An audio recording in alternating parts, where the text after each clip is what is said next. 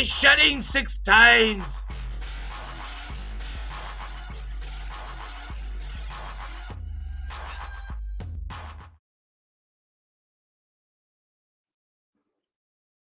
What is going on, Horror Gang? How's everybody doing tonight? Welcome to I Shot Him 6 Times YouTube horror movie channel. As y'all know, it's Marcus here for another edition, another live stream. Decided to, do an entire live stream focused on Halloween ends tonight. Obviously, there's been a lot of, rumors, theories, a lot of juicy stuff going around. And I wanted, have a nice live stream, long conversation about it. And I have a guest with me here tonight. A fellow that many of you know, and he's on the road and stuff. So I'm very fortunate that he was able to carve out some time in his busy schedule to join us tonight. And that is the one and only the Bearded Entertainment. What's going on, buddy? How are you doing, my friend? I'm doing good. Thanks for having me. I'm glad to be back on a stream. I've missed it. Absolutely, man. Yeah, I'm not gonna lie.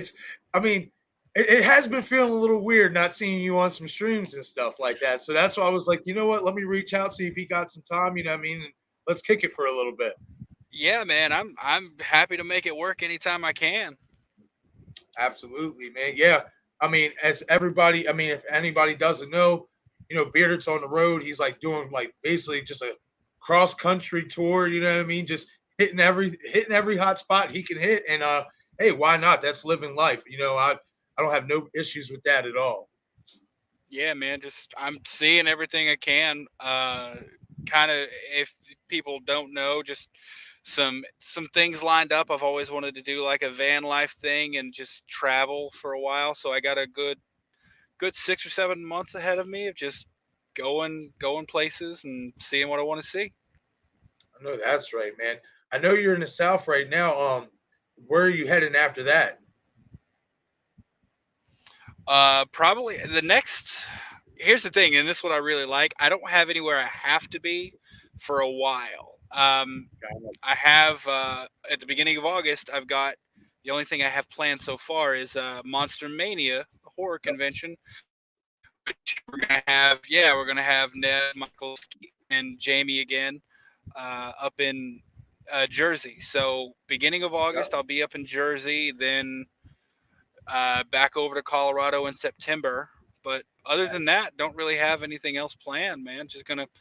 I know I'm gonna go back up to Tennessee to visit Graceland, pay my respects to the King. But other than that, yeah, just see where the road takes me. I know that's right, man. I will be seeing you there in Jersey because I'm going to be there for Monster Mania as well. It's going to be a fun Oh hell time. I yeah, can't wait. man! Yeah. There's a good bit of us going, but me and Bob are meeting up there and stuff like that, and we have. I mean, obviously outside of getting to meet everybody else, and I mean getting whatever autographs or whatever we want to do up there. Really, the goal for us is to actually do content up there and be able to go live if we can, or at least share some footage, you know what I mean, and stuff like that. And even if we can go live after we leave the convention from the hotel, like go live for a couple hours and stuff like that, you know what I mean? Just we just want to hang out, you know what I mean, hang out finally in Hmm. person, and what I mean, do what we do virtually, you know what I mean, which is create content. Yeah. Oh, here's the thing, man, that I learned, and Destin could tell you about it too if you talk to him. Is if there's a bar in the hotel, stay after hours at the bar, man, because a lot of the celebs will come down, Yep. and that's how he got to chill out with. He got to chill out with a bunch of people, including. Oh, I mean, he got to chill out with Freddy Krueger, man. Like, oh, how awesome is that? But yeah, I so know. that's a big thing, and yeah, there'll be plenty of times, Calm like plenty of down. Oh opportunities yeah. for some like footage. So yeah, I'm looking forward to it, man. Hell yeah, man! It's funny because when I was in Horror Hound in March or whatever, I got to go to the after party or whatever across the street at the hotel or whatever, and that's where everybody was like supposed to be. But unfortunately, like nobody, like none of the celebs or whatever came out. I guess that night. I want to assume because see, we got there late Friday or whatever, so we didn't even get to go to the convention on Friday. So we just settled into the hotel, went out, had a few drinks, just took in the sights of the city, you know what I mean, and stuff like that. And then we ended up going to the convention Saturday and Sunday and stuff. So Saturday. they had the after party still. It was Friday and Saturday. They had the after party across the street at the hotel. So I don't know if the night before all the celebs went out and stuff. Maybe I don't know, but that's definitely going to be part of the goal is to try to hit the bars and see if I can hang out with any of them. Why not? Yeah, man. I mean, it's worth a shot. Typically, from what I've seen, and I'm not an expert or anything, but like Right. the first night they won't because like they're just tired from getting in and Yeah. doing everything the first day. So it's like the second night is usually where it's at. Like you go out the second night and they're usually ready to go. Cool. Cool. Hell yeah, man. I can't wait. It's going to be fun. It's going to be real fun. Yeah, who you trying to Just, meet? You getting um, autographs? well, I'm going back. I'm going to go get my photo op that I got with Jamie signed, and I actually want to give him this shirt that I'm going to be designing. It's a shirt it's gonna be Randy's rules, but it's gonna have an honorary mentioned on it. It's gonna have all of Randy's rules, and then it's gonna say honorary mention. Don't be hating from Malibu. You know what I mean? So, Oh, yup. So I want to oh be able to yeah, give he that to loves him and that. stuff like that. Oh hell yeah, man. Um, I want to get another one with Matthew. I do want to meet Nev this time. That's like number one. Nev, I got to do it. You know what I mean? I didn't get to do it the last time. My friend did. She got to meet Nev, which that was still cool. You know what I mean? Just to get to see her Yeah. smile and be happy. I was like, you know what? I said, just do me a favor. You tell my wife I'll catch her the next time. Oh, dude. So some woman said that to Matthew Lillard that like she dreamed like they were gonna get married, and this was actually in the autograph line, and then I was Mhm. next to her in the photo op line, and he like remembered, and like when she came up, he's like, "Oh, is that my future wife there?" And oh, Yeah. dude, her smile just lit up. But like Nev, I got a photo op with Nev and Skeet at the same time, and it was like she like commands a room, bro. Like Yeah, man. she's pretty small, but she is like you can tell when she comes into a room because like it she commands that room. It is amazing. But yeah, So I I don't guess I what haven't Trevor said in Scream 4 that you look you're a lot smaller in person is true. little bit. She was. I mean, I'm also a pretty tall guy. I'm like 6'3", so Gotcha. I mean next to Matt, I felt pretty normal, but she was a little bit more petite than I imagined, but like she's got a big presence. So Oh, absolutely, I man. yeah, I She's a still haven't legend. even decided who I'm gonna try to meet yet. I I I don't I haven't I'm not gonna do any photo ops because I got photo ops with all four of them in Texas a couple Calm months ago. down. Um, I think I'm gonna get autographs and selfies. I think Yeah, I did see that. so. Yeah, I think that's what I'm gonna do, Hell yeah, man. Another one I want to meet. Another one I want to meet is Gary Busey. I gotta meet Gary. He's gonna be dude. there. I gotta meet Uncle Red, man. I don't know if I could meet Gary Busey. I am so intimidated by that man. Like I feel like he could just snap at any moment. Oh man. I ain't gonna lie. That's what I love about him. You know what I mean? He's Oh just yeah, like, he's so wild. I love that. And yeah. plus, I'm trying to. I'm a big fan of Silver Bullet. You know what I mean? So like that's like childhood for me, man. Like, you know what I mean? I said this before in a live stream when I was covering the Silver Bullet movie. I said a lot of his like the way he plays the uncle role in that movie is I kind of see a little bit of myself with my nieces and my nephew. You know what I mean? And stuff like that. So that's why I guess I connect with him in that movie so much. Okay, I could see it. Yeah, I'm trying to remember what I think the most recent thing I remember him from was that terrible Entourage movie that came out. I don't know Okay. if you ever saw it, but Yes, I did. he was in that, and it was definitely like a more current version of him, and like basically, he threatened Vinny, and it was the Yep. weirdest thing, the strangest role. But he's always been like, I don't know, he always comes off as unhinged, and Yes. I'm just scared. I don't know if that's an act or if that's real, and I'm just so worried he can snap at any moment. Yeah, man, it's not impossible. or whatnot. I think it's a little bit of both. I think he's one of those guys that he really like just delves into character. So like, and for doing that for so long, it's just like second nature to him. So you know what I mean. I want to see. I got to meet him though. Yeah, I got to. I got to take the Hey man, chance. go for it. I'll gauge it when I get there. I'll see how he's interacting with other people. Right. See what kind of mood he's in, and then I'll if it's good and kosher, I'll jump in line. If not, I'll go to the other side of the convention floor. Hey, I don't blame you, man. I don't blame you. All right, let's get to some of these chats real quick before we get into the topic of the stream. Some Halloween ends and all these juicy rumors and theories that are going around, man. Some good stuff. It's some good stuff for sure. All right, what's going on, Val? Thank you for joining us tonight. Screaming for Conrad. What's going on, my man? Calm down. You hear people every day. To everyone popping in the stream, go ahead and slash that like button, subscribe, share, etc. Liking this will get more people to view Mark's video. Thank you for everyone in support. Yeah, absolutely. Thank you for that, Conrad.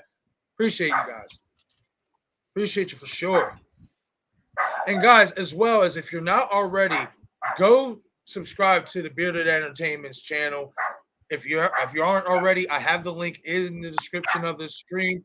Do him a favor. He's a really good content creator. He has some really good theories, really good videos. I mean, he hasn't been probably able to do much lately, but guys, go check out what he has. He's good. There's a reason why he's on these live streams. And I'm getting back into it. I'm about to start back up. I've just kind of it's been an adjustment process trying to get in Yeah, like doing streams while I'm at home was fine and then video content then, but like now trying to carve out time for it while still adjusting to living, the way I am now. So I yeah, think I'm good and accustomed to it now. So I'm gonna be starting back up, getting a lot more content going. And nice. yeah, hopefully start building it back up. Heck yeah, man. You know what I mean? Yeah, you definitely good, man, for sure. You know what I mean? I like to think that this entire community, especially with everybody, who we conversate with, you know what I mean? In our own way, we're all really good content creators. Even if we're just like really getting like starting or whatever, like once we got our footing, it's like, okay, we know what we want to do. We know how we want to present, certain videos, present certain streams, whatnot, and stuff like that. And it just flows from there, man. It does, and I mean this is such a it's one of the best communities I've ever been a part of. I'm so thankful. I kind of just stumbled on it out of nowhere, and Same. I'm just it's so nice. It's seeing it compared to like, because even if it's the same content, like the Scream content from like Facebook groups or from Right. Reddit, like they're just so toxic and so terrible. But this particular community, man, just giving out the content and keeping it just nice and like just love, man. Kosher, man. It's Yeah, it's all all love. love. That's right, man. Like, and it's like I said, like for me, it's always been like once I found this community, it was like, hey, come down. I'm gonna be doing this all night. Oh but man, that's fine. but when I found this community and I ran into Craven's, channel and one of his videos and stuff like that, like it was just refreshing to me to see how many people like really engaging about horror movies because I'm one of those people. And like mostly around my main circle at home, nobody really likes to talk about horror movies, you know what I mean? And stuff like that. So once I found this community and I seen like, especially in the live chats and just the engagement, I was just like, yo, like, yeah, this is my people right here. Like I gotta join. Like, you know what I mean? Yeah, that's exactly. I'd say. I mean, she loves anime stuff, and I've always been a horror movie fan. And all the people I used to talk to about it, my friends and family, I was in the military, as I've said before, and you move around a lot. So, like, I'm not really Yeah, close with any of them anymore. So, to have those people you can talk to about these movies, it's right. really nice. Yeah. It is. So yeah, It I'm really I'm is, man. I think I found this community. I found one of Steven's videos, one of Craven's videos about stew, and I'm like, all Yep, right, I, it was. I'm jumping into this, and then I kind of just went down a rabbit hole watching a bunch of his videos, and Yep. then from there, I don't even know how it happened from there to getting on a stream. I don't know what happened. It was all kind of a Very much good whirlwind, and guy, then man. yeah, it Really just good kind guy. of it just went by, and I'm like, okay, cool, yeah, I'll jump on whenever I can. It's a lot of fun, and I enjoy having these conversations, and yeah, Oh man, yeah. it's amazing. I'm Yeah. really thankful that I've gotten, I get to do this. Yeah. Same here, man. Same here. It's, you know what I mean? Like I said, it's refreshing. I think it's just really refreshing knowing there is a community out there of people just like yourself that actually like to engage in this style of conversation. Yeah, yeah, and I mean, and even if and Steven said this many times, but even if it's stuff like we disagree on and stuff, Right. it's still awesome to have the conversation, and we're always respectful about it. Even if tempers get a little heated, it never gets to a point where like people are upset. Right. So Exactly. yeah, it's and I mean there's just so much going on now. I feel like you got to have an outlet to talk about it with. We Yeah. got Scream back, we got Halloween back, we got to a lesser extent Texas Chainsaw back. Like Yeah. there's so much going on. Like I feel like we got to have something now. You got to have an outlet to talk about it, and this is Bro, just a they even perfect got community for it. they even got Pretty Little Liars turning into a slasher series. What? Like, Really? yeah.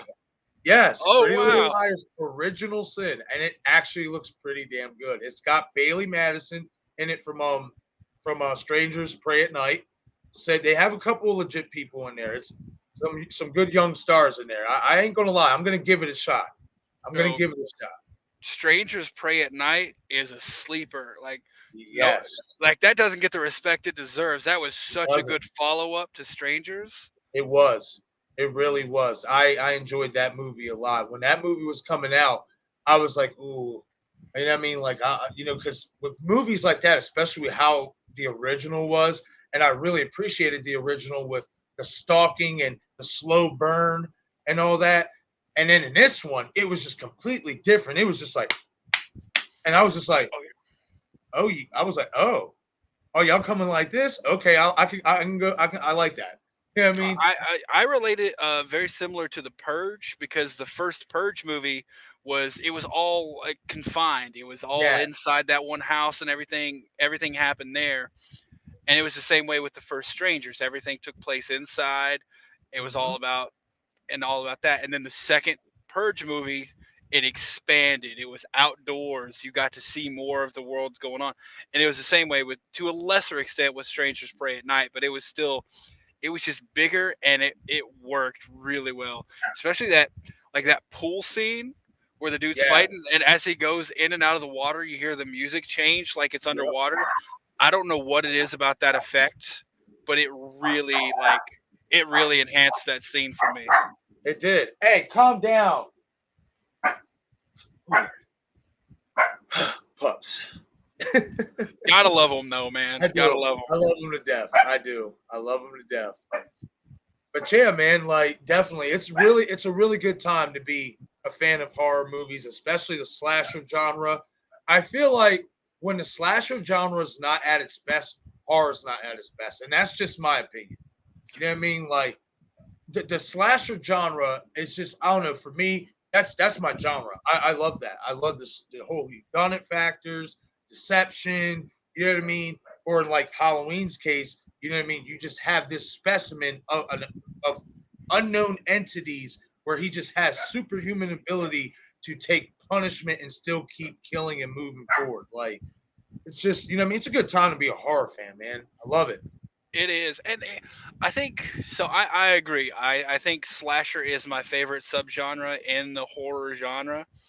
Uh, I I think the thing a lot of people overlook, and me too sometimes, is that even when horror is at its lowest, there's always like one or two little gems that are coming out, That's true. and if you just find those, it like keeps. and I have to look for them because when horror is Yes. down, first of all, I'm gonna be honest, I enjoy bad horror movies. I do. I just think they're fun. Like I might be alone, or at least maybe four or five people max. I enjoyed the new Texas Chainsaw Massacre. It was a bad movie. I'll give it that. It was not good, but it was just fun. Right. I enjoyed it. And so I enjoy the bad horror movies, but I do, when horror is in a low point, it does kind of get me down, and it's like I keeps me hoping that it's going to come back. So I always am looking for those little gems that you can find. Like some of them are on Netflix, something like that that you've never Right. heard of, but that do keep it alive. So I think Right. horror's always got something like that going for it, but we just got Oh, to it look it out. definitely does. It definitely does. I mean, we had underrated gems like Wishmaster and Oh yeah. even like Urban Legend and stuff like that. Like a lot of movies, that some people now over time might be like, "Oh, that's not really a good movie." No, actually, it really was. Like, Oh, dude, Urban Legend but terrified me when I was younger. yeah, man, Rebecca Gayheart did a fantastic job. Like, Oh, she did that. That's a movie that I was having a discussion with someone recently, and they were talking about uh, if you had to remake a horror movie, which mhm, one would you do? And I'm like, my immediate answer was like, I would redo Urban Legend because that story is so good. You could yeah, just you could just bring it into the modern age. Oh, yeah. yeah, that movie terrified me when I was younger. Yeah, I really enjoyed that movie, man. That's underrated in my opinion. Does not get enough love as it should. Oh, it definitely doesn't. And I mean, they made a couple sequels. I think were like straight to DVD for it. Mhm. The second one was good, and then the other ones were kind of like a little. You'll find your things you might enjoy about it because what they really did was they really started going more down that like supernatural urban legend type feel for the franchise and stuff like that. It went away from the actual slashers like the first two movies and stuff. But I like I said, the first two I enjoyed, but the original to me is an underrated classic. It definitely is. Didn't Kevin Williamson have something to do with Urban Legend? Uh, that might be possible. I can look that up actually real quick. Yeah, I was about to say. I want to say Kevin Williamson had something to do with Urban Legend. I could be wrong. Could be thinking of something else. But um, yeah, I'm looking it up too. Because I was like, uh, maybe I'm wrong. Yeah, I don't think so. Oh, Okay, yeah, yeah, yeah, he didn't yeah. have anything to do with that. Okay, yeah. I don't know why I was thinking that, but I was like, for Oh, some because at reason, that time he had his hands on everything. he kind of did. Yeah. He hands on everything. So that's not a bad assumption because he was doing a lot. Let's check out some of these chats here, and then we're going to delve into Yeah. all the gory stuff. RV Jackpot, what's going on, Yeah. man? Thank you for stopping in. Kyle Brandon, get it up, baby. That's right. Get it up. That's right, brother. Kyle says, "What's up, bearded?" What's Hey, going morning, on, chat. man? What's going on, man? Thanks for stopping in. Ghostface fanatic. Oh shit. What's going on, buddy? Thank you for stopping in. Haven't seen you in a little bit, Ghostface.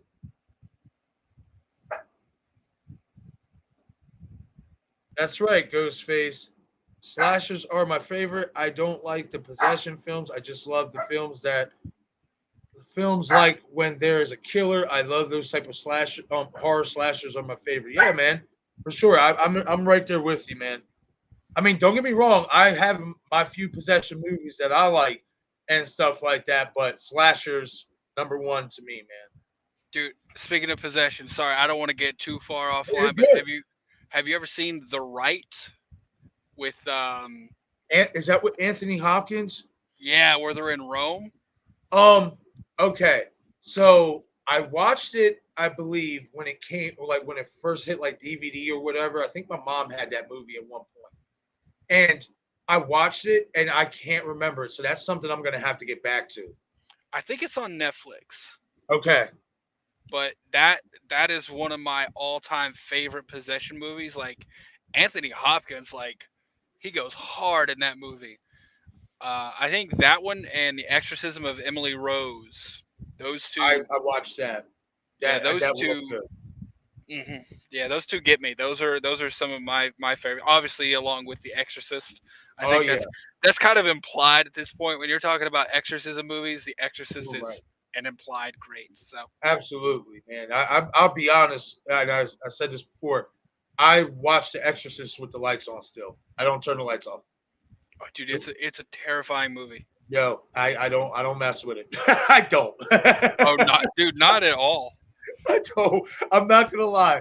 Somebody asked me, "Oh, why don't you?" Because I said, "Listen, so if I turn those lights off and I see that face, just pop up out of nowhere, I'm no, man, it's Yeah, not dude, it's happening." game over. It's You're right, exactly. Just that shot when they were doing those cut scenes and you see the devil's face, it was just like, oh no, like, yo, man, no. mhm. I will say though, I am excited. I am excited to see what they're gonna do with these newer ones. I'm not gonna lie, with Ellen Barriston being back in it, I kind of want her to kind of get turned this time around. You know what I mean? Like, Okay. Do you mean the one that David Gordon Green's doing? yeah, Okay, and he's doing. They said it's gonna be a trilogy, right? I believe so. Yes. Dude, that's gonna be. Uh, I dude, I'm kind of conflicted on. I got to be honest, because like No. the first one is such an iconic entry into the horror genre. I don't know if you can get better.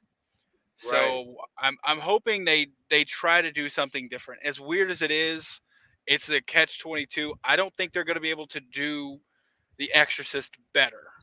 So I Right. think they should do it a little different in their own way. And maybe they'll be successful that way. But yeah, Ellen Burstyn with her coming back, that does boost it a lot for me as well. Yeah. Um, Another thing that was completely underrated. I don't know if you know about this, but did you ever see the Exorcist TV show? No. They had an Exorcist TV show. It was loosely based on Calm a. down. Give me 1 second, buddy. Oh, you're good, man. Someone's excited. No, it's all good. No, you're good. I'm sorry, my phone's on the charger. I Oh, didn't think you were still bringing them. uh, Kids, go ahead, grab the remote. You can turn whatever you guys want on. Just kind of keep it a little bit low for me, please. My niece and my nephew just got here. you're good, man. Yeah. Yeah. They made. I think it was like it was network TV. That's the thing. It was like TBS or something. And Okay. I was like I wasn't expecting much at all, but I went into the first season and it like blew me away. Wow. And it's I can't really say if it's a continuation or Okay. like a sequel, but it's heavily related to the movie, the Ooh. original, and it is, dude, it's great. Like if you get a Okay. chance to watch it, I don't know if it's on Hulu or anything, but yeah, definitely check out the first season. They had a second season and it went kind of in a weird place. It Okay. was still good, but it went a little odd. But yeah, definitely check out the first season. I'm It gonna was check that great. out, man. Thanks for the plug because especially if it's like tied into the original, I want to Yeah. watch that. I want to see that. You know what I mean? For sure. You know what I mean? And I'm Mhm. not gonna lie, like I didn't even know that happened, but if I did, I might have gave it a chance, but I might not have because I'm not gonna lie. Whenever I hear like an iconic horror franchise going to TV, I get scared, man. I'm not gonna lie because I feel like they're gonna water what we love down. You know what I mean? That's why I love the Chucky series so much because they did not do that. You know what I mean and stuff. So I think so. I was the exact same way with The Exorcist. I got what they did really well is they kept you wanting to come back.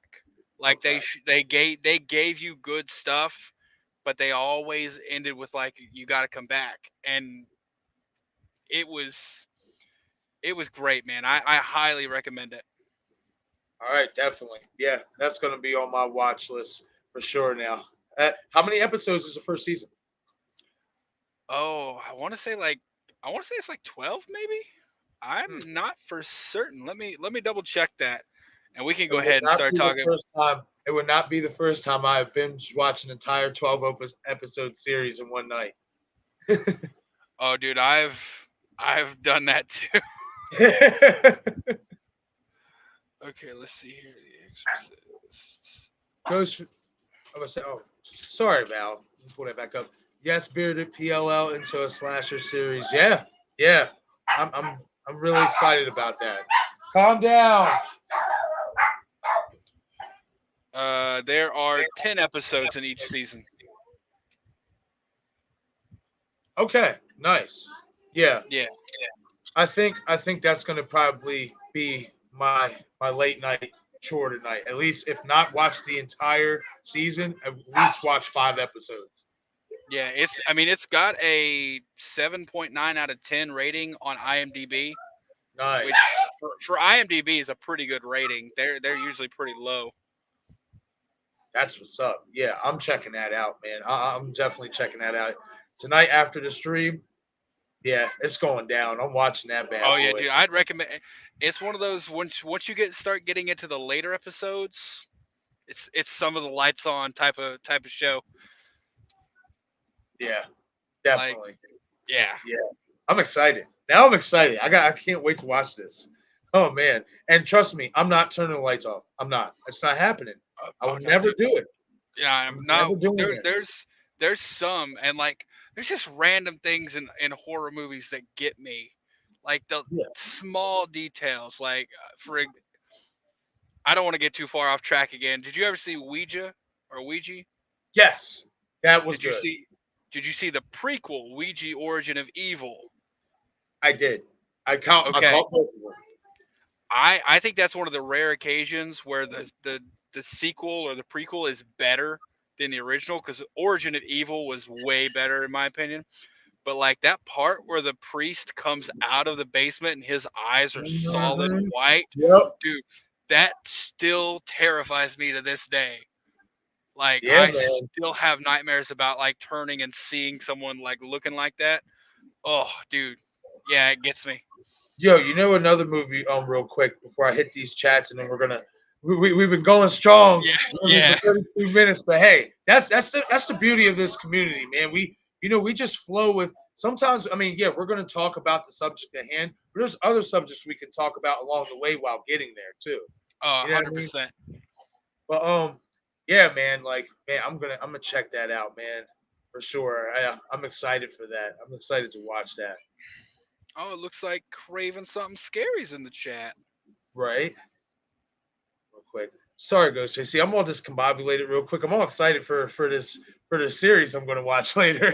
Shit, slashers are my favorite. I don't like. Oh yeah, I did read that. See, told you guys I'm discombobulated right now. Craven says, "Hey fellas, had to say hello. Thank you, Craven. If you're still in the chat, my man, thank you. Always showing support, man. Yeah, Greatly great to see you, appreciate it." buddy. Ghostface Fanatic says, "What's up, Craven? Yeah, man.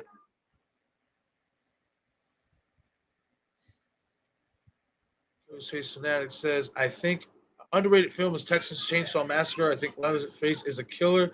I love the Mask in 1974 film and the 2003 remake. That mask was perfect in my eyes. Oh, the 1974 and the 2003 Texas Chainsaw Massacres are classics to me. You know what I mean? And Like, 74 is way underrated. It gets way. over like Leatherface gets overlooked so much in the It does. discussion of like the iconic slashers and like people don't realize he was one of the first. Like he was before Michael, he was before Yeah. Jason, before Freddy. Like the only other slasher that I can think of that I would put before him was When a Stranger Calls, I believe it was. I think Yes. the That. original one, I think Yeah. that one actually came out before it, but like in terms of like slasher, like a big iconic presence, Right. 74 like Texas Chainsaw was the pin like that was the beginning and they did so much with so little in that movie. Like if you go back Yes, and it look, did. if you actually pay attention to it, you don't see that much gore, you don't see that much Nope. blood. Like they do so much psychologically to make you think it was really horrific when in reality it wasn't. But Yeah, it was so good to make you think that, and it really did kick off this slasher subgenre that we all know and love now. So I don't think it gets enough credit at all. And the remake 2003, it was amazing. it was. Hell yeah, man. I remember being in the theater. So I was 14 and we went to go see it opening night or whatever.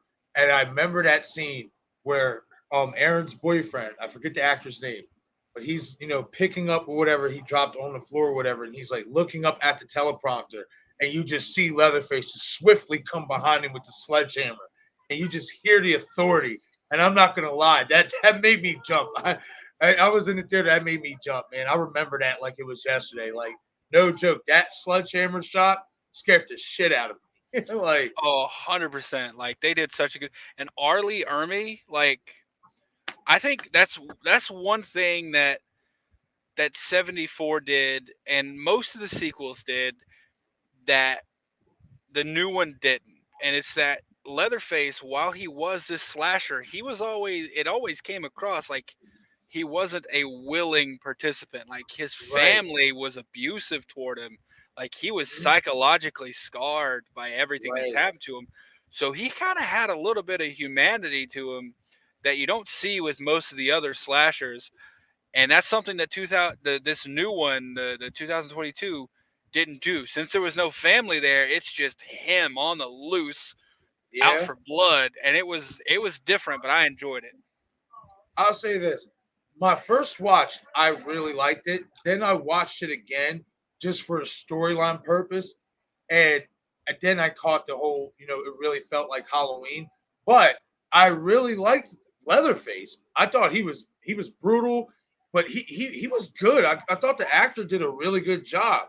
Like I thought the kills were great. Like the actors themselves, like the cast or whatever that he was going after, you know what I mean? But if you want to watch a good gory slasher movie, yeah, Oh yeah, it's definitely one of those like turn your brain off and just veg out on some carnage. right, That's the type of movie it is. Like I said, I will never say that it's a good movie, but I was entertained by it. And right, yeah, the thing, and I definitely get what you're saying with the cast, like the victims, like yeah, it almost seems like they went too far into making them, because you got to make some of them dislikable, that way you want them to get killed.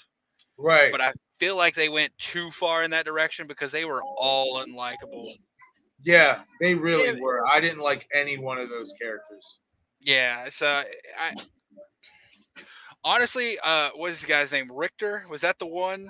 Like the redneck who Yes, like I'll say this: I did like him. He oh was like he he was like the only one that I enjoyed out of the victims in the cast and stuff like that. well he had depth to him. Like when you first Yeah, meet him, you're like, this guy's an asshole. But then he has like those good moments with the main character whose name I forget, when he's talking about her trauma and yeah, everything, like, and then he risks his life to, and ultimately gives it to save someone. Like even his last thing, like the last thing he did before he died, was slide her the keys. So like the dude had some depth yes. to him. He had some good character development. So he's the only one I was rooting for, and he went out like Right. I didn't want. I actually thought he was going to live into the end. I didn't. Or at least make it to the end. When he died that soon, I was like, damn, come on, man. He was the best character. he was, and I mean, he went out like a hero. I'll give him He that. did. He damn sure did. He damn sure did. All right, let's get to check out a couple more of these chats, and then we're gonna start talking this Halloween. He said, "Y'all said it so damn beautiful about the TCM, but y'all was respectful. You guys rule badass content y'all put in. Hey, thank you, Vampira's Coffin. Sorry. Thank you. Thank you very much. Greatly appreciate that. Ghostface Fanatic says, Val, yes, I like The Mask in 1974 and 2003 movies. I also liked the 2006 one. I didn't mind that. Yeah, 2006 wasn't bad with Jordana Brewster. It was okay. That was the prequel, right? That was The the beginning. prequel to the Yeah. yeah, that was the prequel to the 2006 or 2003 remake. Yep. Okay, yeah, that's where we find out like how the family came in and like Arlie Ermy wasn't actually the sheriff. He was like they killed. Yep. Okay, yeah, yeah, Yep. that one was there. There's been a lot of. Here's the thing. I think when people look at the new one, the 2022 Texas Chainsaw, and they're talking about like it's a terrible movie, I Yeah. think they're forgetting some of the entries that have existed in the Texas Chainsaw franchise. Man, there's Right. some odd ones back there. Like 1 and 2 are great. From there, it kind of starts steadily going downhill, The and there's next some generation. oh, it's entertaining. I'll give it that. It is. It's not scary. McConaughey was funny. Dude, McConaughey was funny, and then like when Renee Zellweger like straight up just yells at Leatherface, like "You sit your ass down," and Yeah. he just kind of sinks, is like, "Ah." That Yes. was dude, that was hilarious, It was but like hilarious, it but it wasn't was just like scary. right. Exactly. And that's what did it for me. When she did that, I was just like, oh, it just made my boy look like a total wuss. You know what I It's mean? And it's just like they did with Michael in Resurrection when that's Busta's true. like yelling in his Yeah, face. oh my God. Oh, resurrection. Speaking of Lord. Halloween, man, what are you thinking of the Halloween ends? You like that Yes. transition No. there? Yeah. Let's get into this Halloween ends. Let's do it. Well, as I said a little bit backstage, we're gonna start off with this. There was this big rumor going around that, and I don't know who leaked it, if it was test screeners or anybody or whatever, but there was this big rumor going around on Reddit, especially, that Michael was going to die in the first 15 minutes of the movie. And I made a video about it, and I said, listen, you know what I mean? That would that wouldn't make any sense for that to come to fruition. But if you're going to piss people off the way that she said that this movie is going to piss people off, the only thing I could think about was this: Halloween Resurrection, Lori getting killed in the beginning. Look how much that angered fans to the point they're still talking about it today. You know what I mean? Like, and that's all that could ring in my head. Okay, what if they did do something like that? And then apparently there was some rumblings going around that there's some beef a little bit between Blumhouse, Jason Blum and Malika Cod or whatnot. And as we know, sometimes studios like to get a little bit dirty. You know what I mean? And this movie is called Halloween Ends. So I don't believe he's going to die in the first 15 minutes of the movie. I hope not. But what would really piss fans off? Like this, they said there's going to be, I mean, from what rumors are going around as well, there's going to be a lot of flashback scenes, a lot of scenes related to trauma. Like Laurie's supposed to have a lot of flashbacks of Michael. You know what I mean? So, I mean, from what all this, information I just said, buddy, what do you think about this? What is your take on? Okay, firstly, I don't think they're gonna kill him in the first 15 minutes. It's mm, Halloween is a very interesting setup. At least this current iteration we have, Right, with the original 2018 Halloween Kills, Halloween Ends. They are still at a point where Halloween is not just Michael and it's not just Laurie. It's both of them. right, If they kill Michael in the first 15 minutes, people are gonna walk out. I almost guarantee it. People are gonna walk out because the story's over at that point. There's no right, more evil. There's no more evil left to fight unless you're gonna bring something else in, which wouldn't make any sense at this point. The fourth movie in the series in this right, current timeline. Now, if you killed Lori in the first 15 minutes, you still got a movie because you still have Michael rampaging through Haddonfield or wherever it's going to be, and you still have Allison and the rest of the survivors to go after him. You still have a movie at that point. I don't think you have a movie if you kill Michael in the first 15 minutes. I don't Um, either.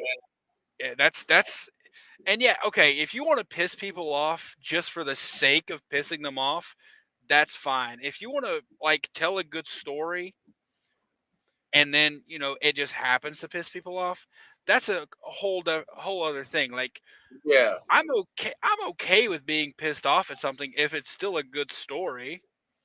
But right. if you come at me with something like that where you do something intentionally just to try to get a reaction, that that's not good storytelling, man. That's not good It's not. direction.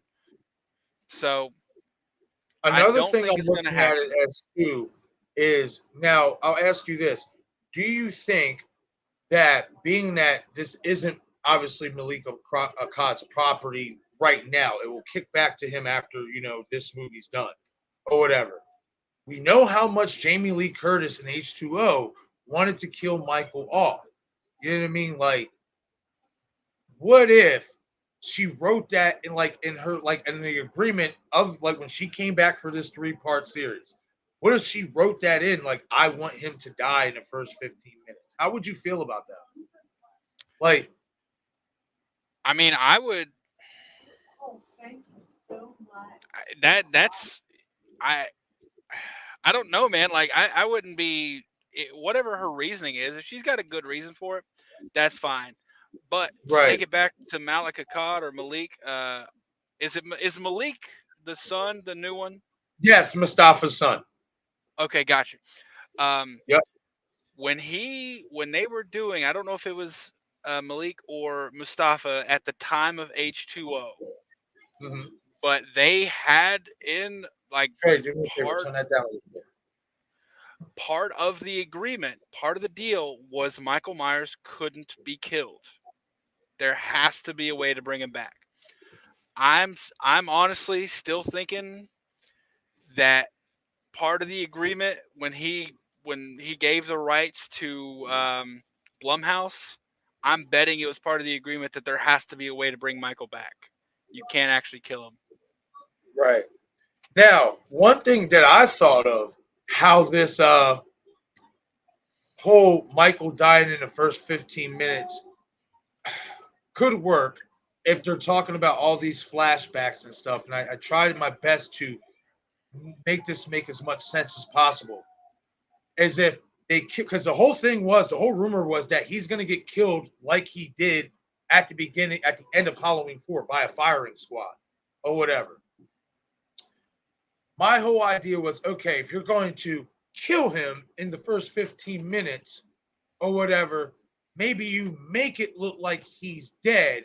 And then this whole, for maybe like the next 30, 45 minutes, you see Lori and Allison going through their trauma.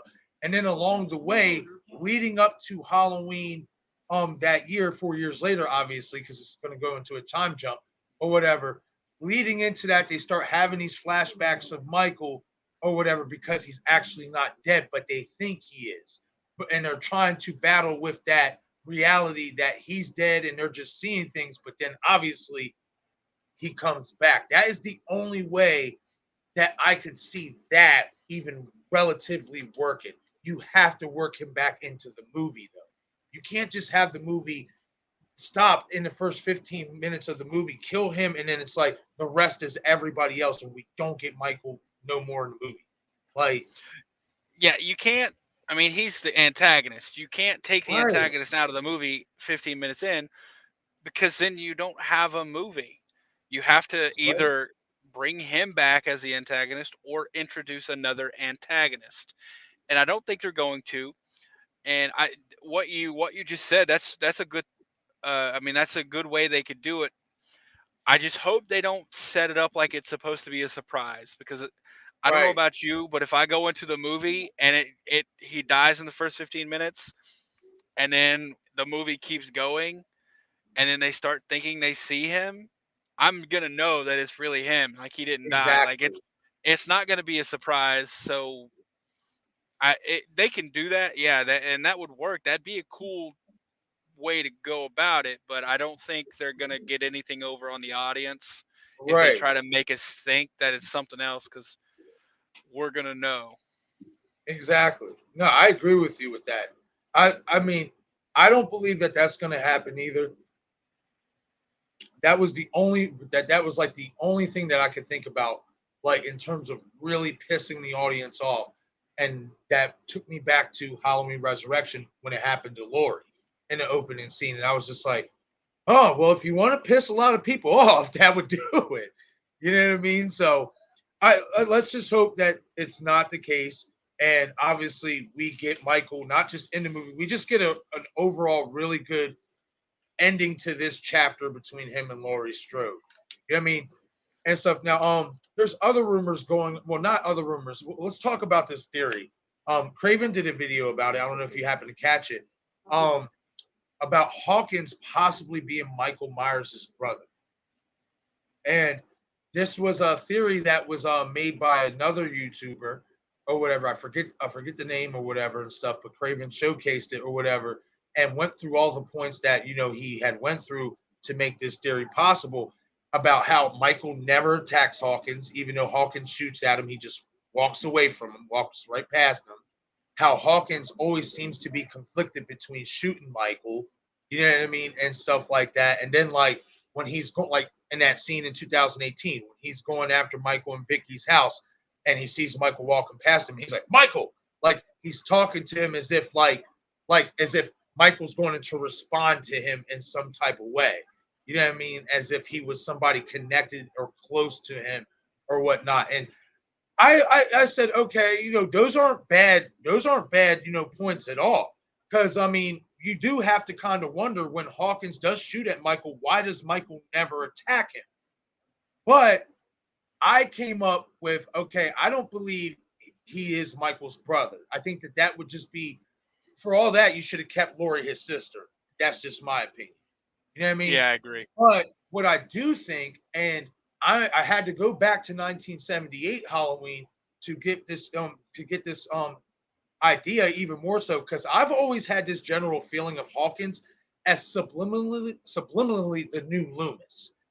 I don't know why, but I feel like with this theory, it kind of even like made that hit home a little bit more. And the reason why is because in 1978 Halloween, Michael doesn't attack Dr. Loomis. Not even when he's making his escape. He attacks Nurse Whittington. He waits till Loomis gets out of the car. Then, even when Loomis is shooting him at the ending scene, Michael doesn't try to lunge at him or anything. He just stands there and takes the bullets. You know what I mean? And stuff. So like I always felt like, and you can even make that case with Dr. Loomis being a kind of like Hawkins type character to where, remember when he says, spent what, 7 or 8 years trying to reach him? So he spent 7 or 8 years trying to understand and help Michael before coming to the conclusion that there was no helping him. And I kind of feel like Hawkins was the same way, in the dialogue in Halloween Kills when he's like, he used to, what do you say? He used to tear the arms off of butterflies or something. Like, always just got the feeling that he was just a lost kid. Like, I got the feeling that Hawkins, much like Loomis, at first had some sympathy towards Michael. But then once he realized over the years, after so many years of stewing on this and regretting not letting Dr. Loomis kill him, now, like Dr. Loomis, he has to die. Like, I just kind of always just feel like that Yeah. he's more of a I, Dr. Loomis character, Hawkins. What do you think about that? oh yeah. I'm 100% with you on that second theory there. I don't know, the him being his brother. I don't see that, and the points that person just told me, that does. I mean, those are valid points. And I can't disprove them. However, I mean, we do see in Halloween 2018, Hawkins straight up runs over Michael. Like he doesn't like. I don't think he has any love for Michael in that Right. flashback. I think it's just Hawkins, because he was very new on the force at that point, and that was That's established in the true. flashback. I think Hawkins was he was just seeing the good in people, I guess. He didn't want him to be killed, and that's what it was. And now I think he's fully aware of, and he said it himself. He feels partially to blame because he should have let Loomis kill him that night. Right. And So he I remember he yeah said in the hospital bed about, he always felt like that was deep down inside that was somebody's baby boy. So that you can make that case as to why he was always so gun shy at first with like in that first, reenactment of Halloween Kills in that opening scene when he's like fidgeting, trying to shoot Michael or whatever. You can easily make that case that he sees Michael as somebody's baby boy, which is why he's like, I don't know if I want to kill him or not. You know what I mean?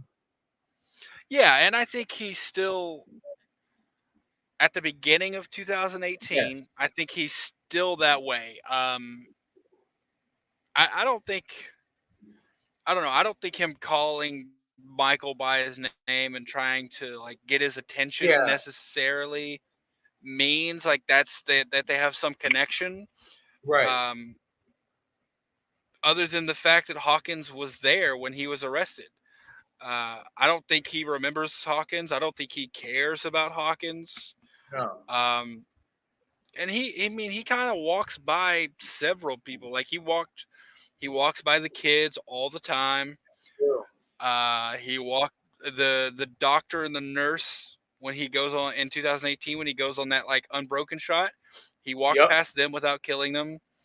Like I don't think it's to me personally. I don't make that connection, but I can see how someone could put that together. But I'm with you. I think it's just much more that he thought that Michael could be changed or saved in the beginning, Yeah. and now like Loomis, he's come to the realization that he can't be. He just needs to make sure he's stopped. Yes. Absolutely. Like that's I'm right there with that man. Like I just get Loom from 2018 when he noticed that, in that bathroom scene, after killing the podcasters and stuff, he knew that that was Michael. And from that moment on, when especially when he's in the truck with when he's in the cop truck with Sartain, and he said that he's like, I'm not gonna let him get away this time. That just I was just like, yo, that's Loomis right there. Like, you know what I mean? Because that's like Loomis, like intent. Like, I tried my best to, help you or feel some type of humanity or some type of sympathy for you. I know what you are now. Now I have to be the one to make sure you get taken out. Like, and I think Hawkins is going to have an even better story arc than what a lot of people think in this movie. I hope so. He deserves a good one. He's a good character. He is. And you know something I wanted to bring up that I don't know. I haven't heard anyone else bring it up, and I might be alone in this, but I hope they don't overuse the flashbacks. Like Right. that, the opening to Halloween Kills, that flashback scene was amazing. The Amazing. way they did it, it blended seamlessly with 78, but it had a purpose. It wasn't Right. just a flashback for flashback's sake. It was setting up Hawkins' story so we could see and showing us how Michael got away that night. Right. I hope they don't, and I don't think it's any secret that everyone likes that. I don't know of a single person who didn't like the flashback scene. I'm really hoping that the directors don't take that to mean we can just show tons of flashbacks and it's going to be good. Right. I think they need to have a purpose. I don't want them to just start shoving flashbacks from 1978 in the movie to fill it. I haven't heard Right. anyone else talk about that, but I have heard the rumors that there's going to be a ton of flashbacks, and I just really hope that if there is, they have a purpose other than just being flashbacks. Right. Exactly. I mean, maybe we get some flashback. I mean, I at least want just one, maybe one of with Loomis again in it. You know what I mean? Have a nice little flashback back to Smith's Grove. But I mean, what really is there to flash back? Really, like I said, that's my thing. What is there to really flash back? I mean, if you're going off the premise of just one movie, like 1978's movie, what is there like? There's not really a whole lot. Like Well, no, because we know we had 78, which Right. showed Michael's beginning. It showed him Yeah. getting to Smith's Grove, Yep. and then it showed him escaping. We had the flashback in Halloween Kills that showed the escaping to getting caught, and in Right. Halloween 2018 we show him from getting caught to escaping. So in my mind, there's nothing else that I can think of that would be significant to the story that would require a flashback, unless they wanted to show something like I've heard somebody in the community, I don't remember who it was, to talk about showing flashbacks from inside Smith's Grove. Um, I guess that could happen. I don't see how it would be relevant. I've been hearing a lot about Glass Hill. I've Glass been Hill. hearing a lot about Glass Hill. Remember that was supposed to be where Michael was supposed to be taken to. The that Sartain said was the pit of hell when the podcasters came to interview Oh, Michael and all that. Another theory is that a lot of people think we're going to see Michael get captured the same way we seen him get in that retcon scene in Kills. He's going to get captured this time and taken to Glass Hill, and that's where he's going to be at the next 4 years or whatever. A lot of people think that, which is not impossible. Man, it's not impossible, but I'm not really on board with that if I'm being honest, because it's just Right, a repeat of what we already saw. right. And my thing is this: like,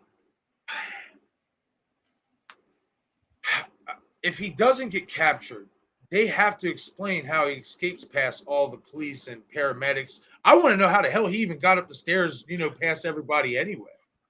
Dude, that has been annoying me since that movie came out. That's one of my biggest complaints about the movie is there was no way to get up the steps because like Allison was sitting on the steps in a blanket and like all the cops were around her. Like Right. there's the back door, but there was police inside as well. Like how did Yeah. he get up there and how does he expect to get out? Man, yeah, that Ooh, there is another theory out there. Before I'm gonna throw it out there, then I'm gonna get to some of these chats, catch up with the chat. Um, that basically, what the entire mob scene, because a lot of people also want Tommy Doyle to be back in this movie, but I'm one of those people. yes, and there's a lot of people think that that mob scene was actually like, how can I say, like, basically it didn't like it was like a dream. I don't know, like a dream scene, or I don't know how it would be a dream scene, but basically that scene or whatever didn't happen, and that basically Michael was still in the house or whatnot. Like, I guess after Karen like stabs him with the pitchfork, and like there's this, I forget exactly how someone explained it or whatever, but there's a lot of people that think that that mob scene didn't happen, and that's going to explain why Michael was in the house when Karen goes up the stairs and looks out the window. I don't know how that would even work. Like, I know Destin had a pretty damn good idea or whatnot, and stuff like that, and I like his idea a lot. So Destin, if you come across the stream, buddy, you know what I mean, I'm putting the plug in for you, man. But Destin has this idea that, okay, we see Michael, from his vision, from the point of view, just like in 1978 when he was a kid. POV, underneath the mask or whatever, you see him taking out the mob, all that stuff. You see him making his way back to the house or whatnot and stuff like that. There's cops outside or whatever out in the back door. Maybe he creeps, lurks for a quick second. There's cop, maybe let's just say a cop like on his radio not paying attention. Michael takes him out, and then you see him slowly go in the house or whatever. He's in that hallway or whatever, and then basically to make sure that nobody sees him, like he just stops or whatnot, and then he just slowly makes his way up the stairs because at that point in time, Allison and Karen had their backs turned, and if you do go back to that scene, there was cops that were like looking down at their like clipboards or whatever and engaging with each other. Like, nobody seemed to be really looking towards the house. You know what I mean? Like towards the doorway anyway. and stuff like that. And that's how he said maybe that you can explain how he got back in the house after killing off the mob. Maybe. I mean, it's not Maybe. impossible. I'm not going to say No. it's impossible for him to get in there. You can easily explain it away with cops not paying attention or being, just being overwhelmed, because you got to think there's 4 dead bodies in that house right now, Mm-hmm. because you had Big John, Little John, Tommy Doyle, or not Tommy. Um, yeah, no, not Tommy. Who was it? God, Allison's boyfriend and his dad. Yep. Uh, so there was 4 dead bodies in there. So like the cops, it's possible that the cops were kind of overwhelmed or preoccupied. They can explain it away. They really can. Personally, I it just seemed a little far fetched to me. And before seeing, Right. I'm gonna be honest, before seeing the extended cut, I thought it was maybe like a fever dream sequence or something. I didn't think it was real because like it seemed, I don't know, the whole thing seemed uh, excuse me, too stylized just to be real. Like it seems so out of place compared to Right. all the other kills. Like the way he did it, the way it was shot, it just all seemed way too different. And Right. if I'm being honest, even with the extended cut where you see the blood, the whole phone thing didn't make sense to me. Like Michael Myers hasn't seen a cell phone. He's been in lockup for like what, 40 years? Right. Even if he'd seen it, he's not going to know how to open a cell phone and answer a call. Yeah. So, and once again, they could probably explain that away, but it's still part of me, and it's a small part, still thinks the Karen thing might be like a misdirect. I don't think the mob thing was a misdirect because if they do that, then they're gonna have to explain away a bunch of people because there was Sheriff Brackett or Right. Brackett. He's not the sheriff anymore. But it was Brackett and Tommy Doyle. That's 2 major characters they'd have to explain coming back. Whereas on top of the other ones that were there. Whereas Right. if the Karen thing is fake, they just got to explain one character being back. That's true. Personally, I think that's more likely. But like I said, it's only a small portion of me that thinks that that's possible now. But I won't say it's out of the realm of possibility. Right. Right. I really hope that they do give some clarification on that because I personally like I've even like went back to that scene and tried to like cut and zoom as best as I could, especially around that corner of the stairs to maybe even see if I seen a boot, something. And I didn't see anything. Like, you know what I mean? Like, so I don't know. I hope they explain that a lot better. I Here's the thing. Honestly, I don't know if they will. I think it's going to be one of those things where they just expect us as an audience to accept it. Or But it's possible they do and that's one of the things that does make it a little bit more creepy is not knowing. that is Like, true. so I don't know, man. I don't know. And you know what it probably is going to be? The solution's probably going to be that What? damn radio tower. Sorry, you can't No, talk. no, no. It's funny. I'm glad you brought that up because there's another theory. We're going to get to that. Oh There, we're going to no. get to that. And no, it's actually I like this theory a little Oh, bit better than the ones we've been getting. I'll okay. touch on it here in a second. Let's catch up with some of these chats.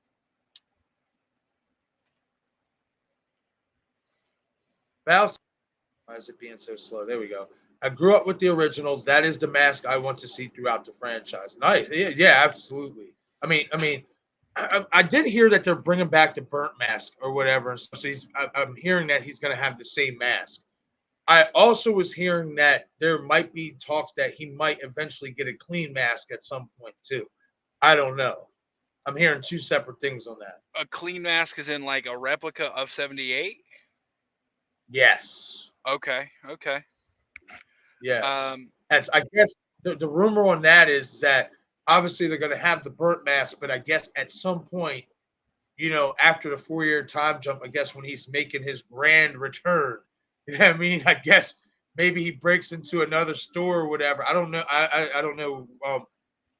In between what happens with that theory, but apparently they're saying that he's gonna get. There's rumors he's gonna actually be wearing a clean mask like in 1978 at some point in this movie.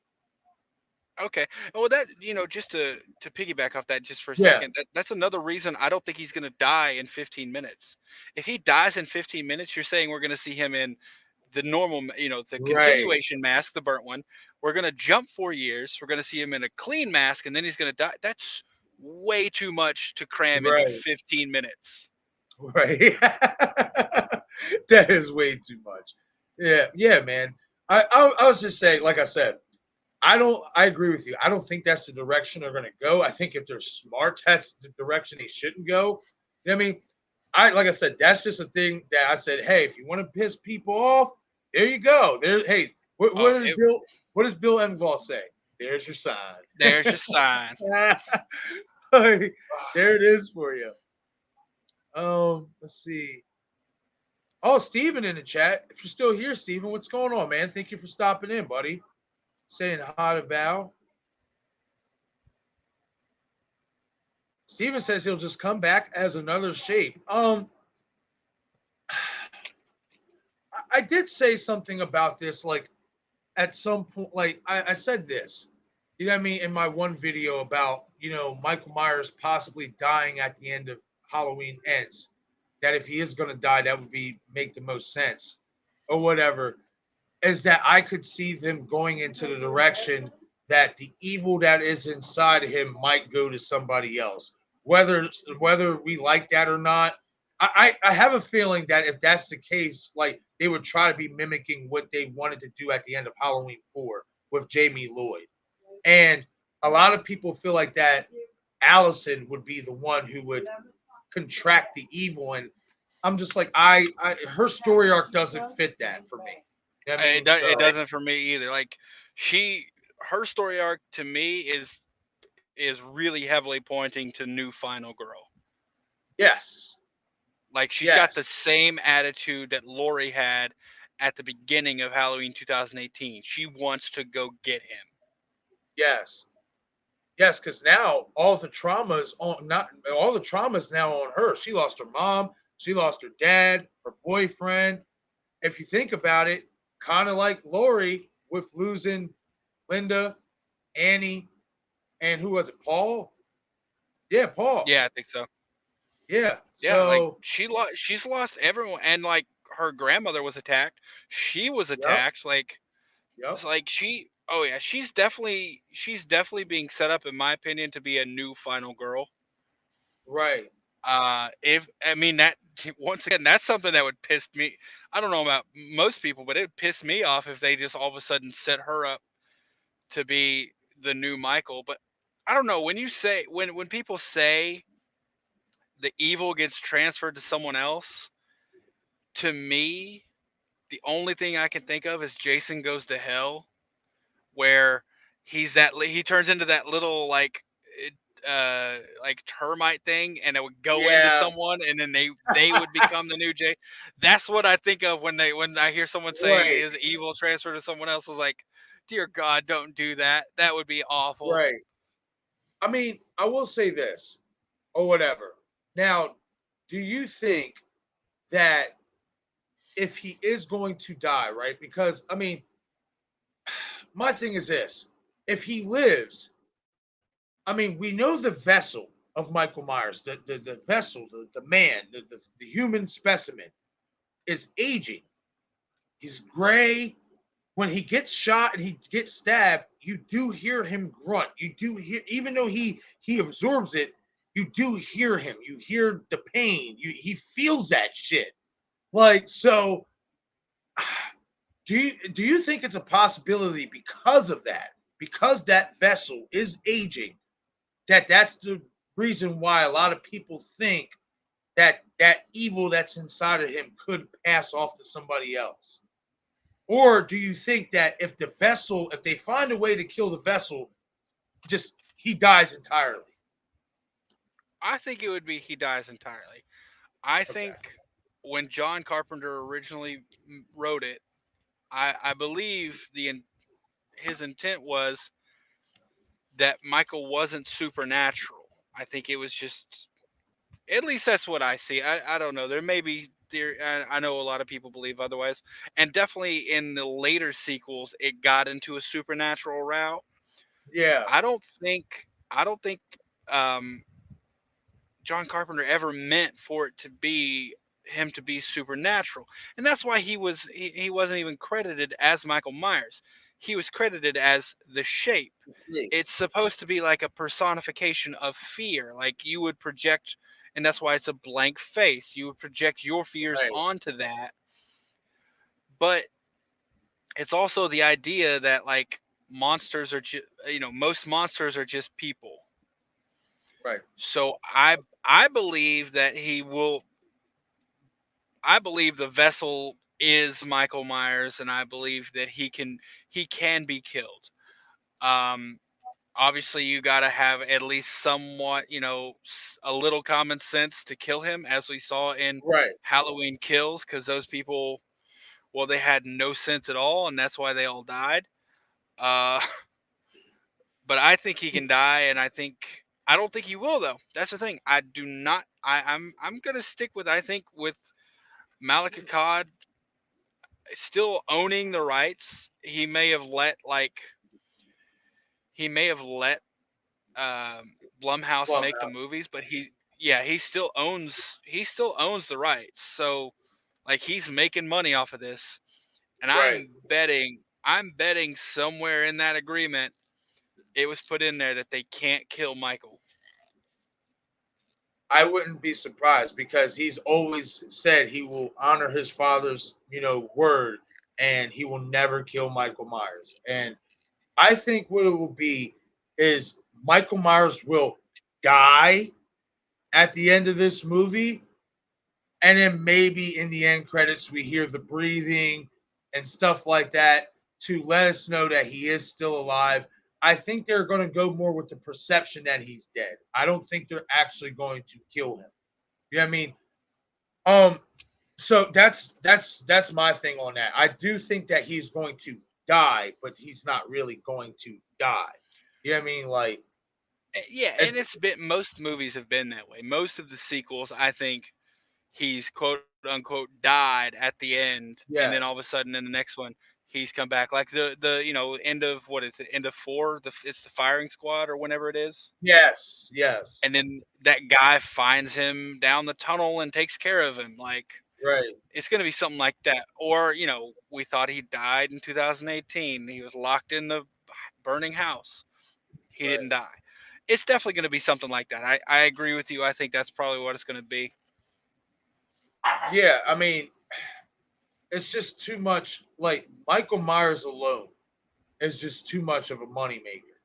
You know what I mean? Like he just is. Like, 100%. my only fear is that if you're going to continue with this same storyline after this, it's going to kind of get repetitive a little bit because now we know he's going after Allison. You know what I mean? Unless they decide to go in a completely different direction if they make another Michael Myers movie or whatever. Like that's the only thing I fear is that it's going to get repetitive in terms of going after Allison, I mean, unless he kills Allison in this movie too.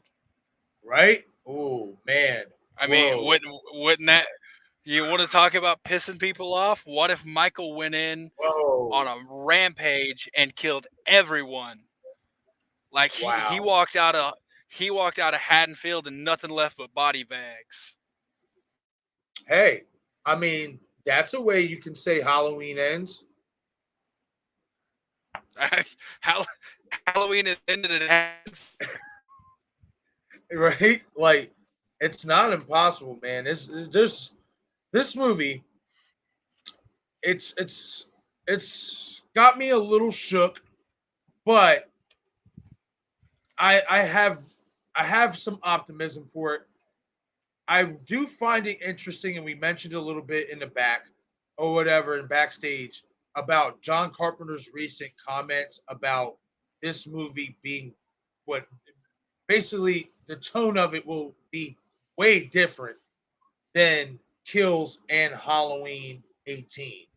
And before we get into it, I am going to check some more of these chats.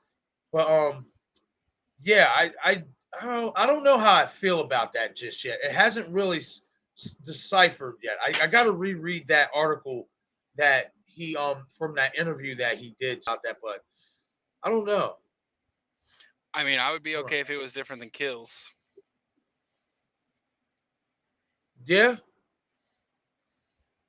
I don't. Ghostface Fanatic says I don't want to see Michael dying in the first 15 minutes because it would be like Jason Goes to Hell, where he just gets inside people and possesses them. I don't want that for Michael Myers. I just don't. Yeah, I'm sure we're in agreement with you, Ghostface Fanatic, for sure.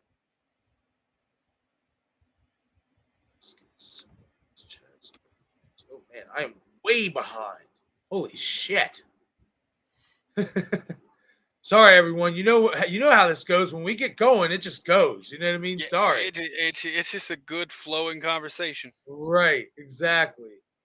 Well, real quick, Carrie Craze Cinema's in the chat. Thank you for stopping in, Carrie. Oh, Good hey, to see you, Carrie. Triple C. Maniac lovers. Well, Maniac movie lovers.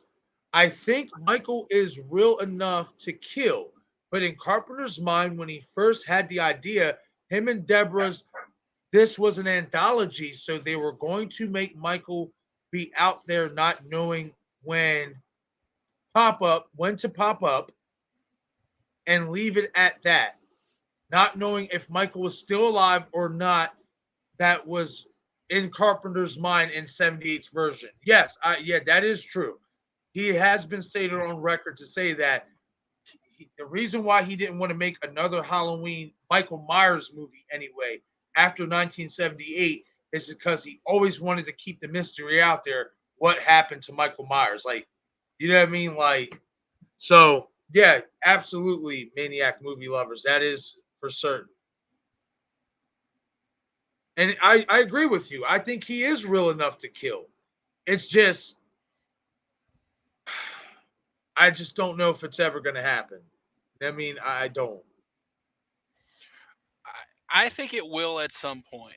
I think he'll actually die at some point, but then we'll get just a fresh reboot not too far away. That could be possible. Let me ask you this: would you like to see them retcon 5 and 6 and bring back Danielle Harris? I would, and I proposed a theory on Steven's channel that I think it's possible to bring back Danielle Harris as Laurie Strode's daughter. That's interesting because you and Bob have that same theory or Yeah, whatever because because she had we a don't previous know. marriage. Right? Yeah, Bob brought that up too, and that yes, that could work. I mean, it could work. The only issue I would have with it is that they didn't set it up. But I mean, if you set it up, I guess early on in this movie, why not? Well, see, here's the thing though, like they didn't have time to set it up That's true. because we've been thinking, it's been 2 years or 3 years for us, but 2018 and Halloween Kills all take place over what, 24 hours? Right. That is true. So, and if her other daughter had gone to live with her father, maybe Laurie assumes that he's or she's safe because Right. she's not near Laurie, and because Laurie assumes she's the target. She always did. That's why she fortified her house. Laurie assumes that she's the target that Michael's going to come after. Right. So maybe the Yeah, and it's assumption another thing is too. The father himself, whoever he may be, because of Lori's trauma and how crazy she was, could have just been like, I don't want her around you. You know what I mean? And took exactly. custody and then obviously after the events of Halloween 2018 and Kills, it's probably all over the news. The daughter, Jamie Lloyd, and I hope they would bring that name back or whatever. Jamie Lloyd sees this shit on the news, you know what I mean? And she's like, listen, like, Pops, I don't care what you say. I got to go see if she's okay. You know what I mean? Like, and then here we go. You know what I mean? So I, I'm one of those, man. I would love to see Danielle Harris back in the Halloween movies. She deserves that. It's owed to her. Like, I don't count the Rob Zombie ones. You know what I mean? She as Jamie Lloyd. You know what I mean? I would love to see her back in the Halloween movies. In my opinion, she's owed that much. Oh yeah, I will say though, like as much as people don't like the Rob Zombie Halloween movies and stuff, her performance, like Oh Danielle my Harris's god, performance, was outstanding. Like outstanding, it was outstanding. rough to watch both of those Yes, scenes. Like she did so good. Oh god, and I I mean know. the attack scenes in each movie is the ones I'm referring Right. to. But yeah, and man, Brad Dourif as her father in the second one when he finds her, dude, that was Oh just man, gut wrenching. bro, and it's messed up. I mean, and I'm messed up because at first watch, and it's because of the way he cried, or like when he said no, Andy, like when he was stuttering it out. I'm not gonna lie, because it's Brad Dourif and it's his voice, I just laughed a little bit. But then after watching it again and again, I was just like, "Ooh, It's that's like deep. it's That's like him deep." breaking. Yes, Yeah, like he's it's breaking. like dude, it's I honestly it's just rough to watch for me. I'm like that It is is so, and I'm not a parent. I'm never going to be a parent, so I can't pretend to know what that right. loss would feel like. But man, he portrayed it really well. No, he definitely did. I thought Brad Dourif, period, like in the remake and in two, especially in two, he, in all honesty, him and Danielle Harris, they carried the movie for me. Yeah, You know what I mean? I Like, I love the story of Kapaloo.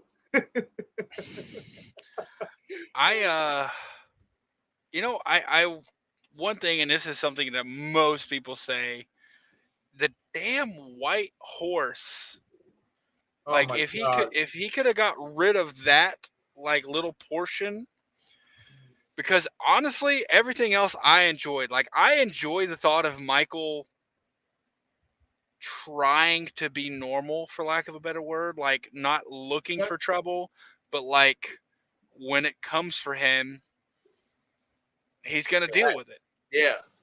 And I like the mask degrading over time.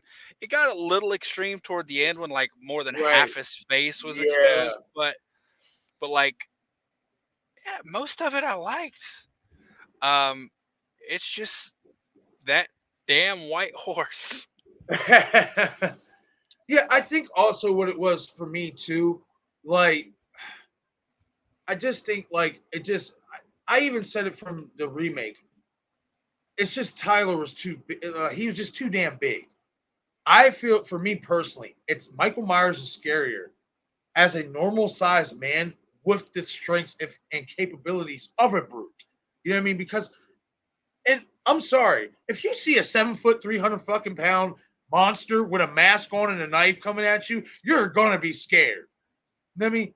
But if you kind of see this Yeah, normal sized guy, you know what I mean? You might in your mind have more confidence because you might size up to him pretty well and stuff like that, to where you're like, okay, I could take the knife out of his hand, no problem. And then when you see how strong he is, it's like, oh, he's not normal. You know what I mean? Like, that I feel like, no, don't get me wrong. Tyler Maine, I thought, did a really good job with the walk. Just, he did a good job as Michael. I just thought he was too big and they didn't have enough stalking. It took away from the spirit of Michael Myers that I knew. I mean, I loved it in 1978, hmm, slow burn, the creeping in the bushes, the creeping in the clothesline, you know what I mean? And stuff like, those little things I appreciate so much. And Rob, he didn't give that to us, and I get it. He was trying to go his own direction, and essentially he was trying to humanize Michael. But I just, for me, it didn't hit home. The original remake I thought was okay. I can deal with that. But Halloween 2 is just like that. Like you said, it's the white horse, man. It just I can't. I got some. I'm about to say something. You're I think you're probably gonna hate this, but so this Uh-oh. conversation I was having is about a month ago. I was having a conversation about a month ago, and it's with my fiance's new roommate. She loves movies, and we were talking about horror movies because she does like horror movies. She's a little bit younger. I think she's around. I think she's like 20, 21, around that age. And we were talking about horror movies, and the conversation of Halloween, the original, got brought up. And I think Rob Zombie, not only did he have to make this movie, he had to make it for an audience of the time. And I can what the agree with reason I'm that. saying that is because when I was talking to her about Halloween, she said it was boring. Like the original 1978 Halloween, she said it was boring, and that's one of the reasons I think Rob Zombie tried to go that way, because a Right. lot of the newer viewers of horror were so desensitized, for lack of a better word, that kind of stuff, while we still find it creepy because it's kind of ingrained in us, we love the Right. movie since we were a kid. People who watch it now, after watching all of this stuff, like after watching the Purge movies, after watching the all the Jasons, like the newer versions, that kind of stuff doesn't really creep them out anymore. It doesn't scare You're them right. because they've seen brutality. Yeah, So I'm thinking that that's a is little. true. That is really, really true. I'm glad you touched on that because that was what they came out in 2007, the first remake or whatever, and that Mhm. was what only 4 years removed from Texas Chainsaw Massacre, and you've seen the brutality in that. Devil's Rejects, Saw movies, like a lot of it, especially in that time, was all about brutality, blood, and guts. Like, so you make a very valid point in terms of Halloween Rob Zombie's version. Honestly, it was for the times. It really was. And I think if you look at it that way, it becomes it's not. I'm not gonna say it becomes better. I'm just gonna say it's not as bad. I like the like Rob Zombie remake. I like what he did because I thought he kept enough of it that it still felt like Halloween to me, but he added his own touch in there, Calm and some down. of it I didn't like. Like the a lot of the dialogue in the beginning with the father, the stepfather. Yeah, Obviously, yeah, I wasn't too big a fan of that, but you know, I appreciate what he tried to do, and I think he was successful at what he tried to do. Um, and honestly, I think I don't want to I don't want to like preach too highly of it, right. but we got to remember what it was coming off of. That was Halloween Resurrection. If we That's had true. continued down that road, I dare say if we'd have continued down Halloween Resurrection storyline, we might Right. have ended up with like a straight to DVD Michael. You're right. But like I agree with Rob that. Zombie made this movie, it went to theaters and it made money. It It made did. money to the point where the studio's like, we want you to do another one. Right. So I mean, I, I even think if even if you I don't think like it, yeah. like it's a Michael Myers movie. So you're already, even if you had worries going into that movie because of Rob Zombie's style, you were going to go watch that movie because it's Michael Myers. I mean, I know I did. Yeah. Like, Like yeah, you did. I did. All the Michael Myers fans from the original, they're gonna go see it, and I think mostly they're the ones who don't like it because, right. like I said, we've become accustomed to what Michael was intended to be, what he Right. started as. But I think the newer audiences, I think they enjoyed it more because they weren't maybe, as I said, they weren't used to what Michael started as, what he was supposed to be, and Right. it was a fresh start. So they didn't have to It go was. watch, how many movies was it at that point? Like 8? They- Yeah, so that, like, they didn't have to watch 8 movies. They could start fresh with this one and then see where it Right. goes. Um, so yeah, not to get too off base for the, on to the Rob Zombie one. I think that first one specifically, I'm not going to talk too highly of the second one, but I think the first one, I think it did a lot more for the franchise than a lot of people like to admit, because as I said, it was coming off of Resurrection, and that Yeah. didn't do well. That was despicable. Ugh. Uh, So uh, Buster Rhymes karate kicking Michael Myers is all you need to know. yeah, I remember watching that in a theater when he punked Michael out, telling him to skedaddle, get the fuck out of Dodge. And Michael just turns around and walks away. And I just was like, that's not Michael Myers. I'm sorry. Nope. Nope. I said, if that was really Michael no. Myers, Buster wouldn't even got a word off. He would have been toast.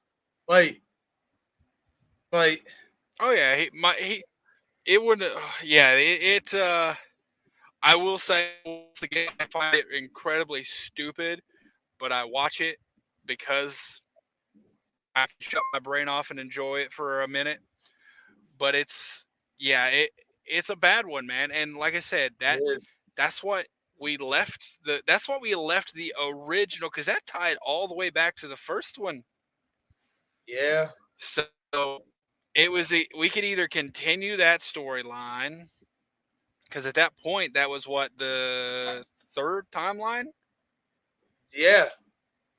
Because remember, Yeah, I mean there was rumors about Josh Hartnett picking up a sequel or whatever after Resurrection. They wanted Josh Hartnett to come back as John Tate, and then they were also, in which I wish this would have happened, or at least I want it in a future Halloween film. We were supposed to get Dr. Loomis's son, David Loomis, or whatever, and they were going to do a movie centered around that, or centered around those two, and then obviously it fell through, and then that's when Rob Zombie came out with his and all that stuff. But man, like when I think about it, you know what I mean? You make, like I said, you make a really interesting point. Like for that time, from 2007 to 2009, Rob Zombie's versions were for that new generation. You know what I mean? For sure, for sure. I mean, definitely it was. And I've talked to, I'm 33. I talked to some people like a little bit younger, they're like 24, 25, and we'll have horror talk and stuff like that. And they're like, I'm like, how do you feel about Halloween Rob Zombies? And they're like, oh, I love it. You know what I mean? Because of the brutality.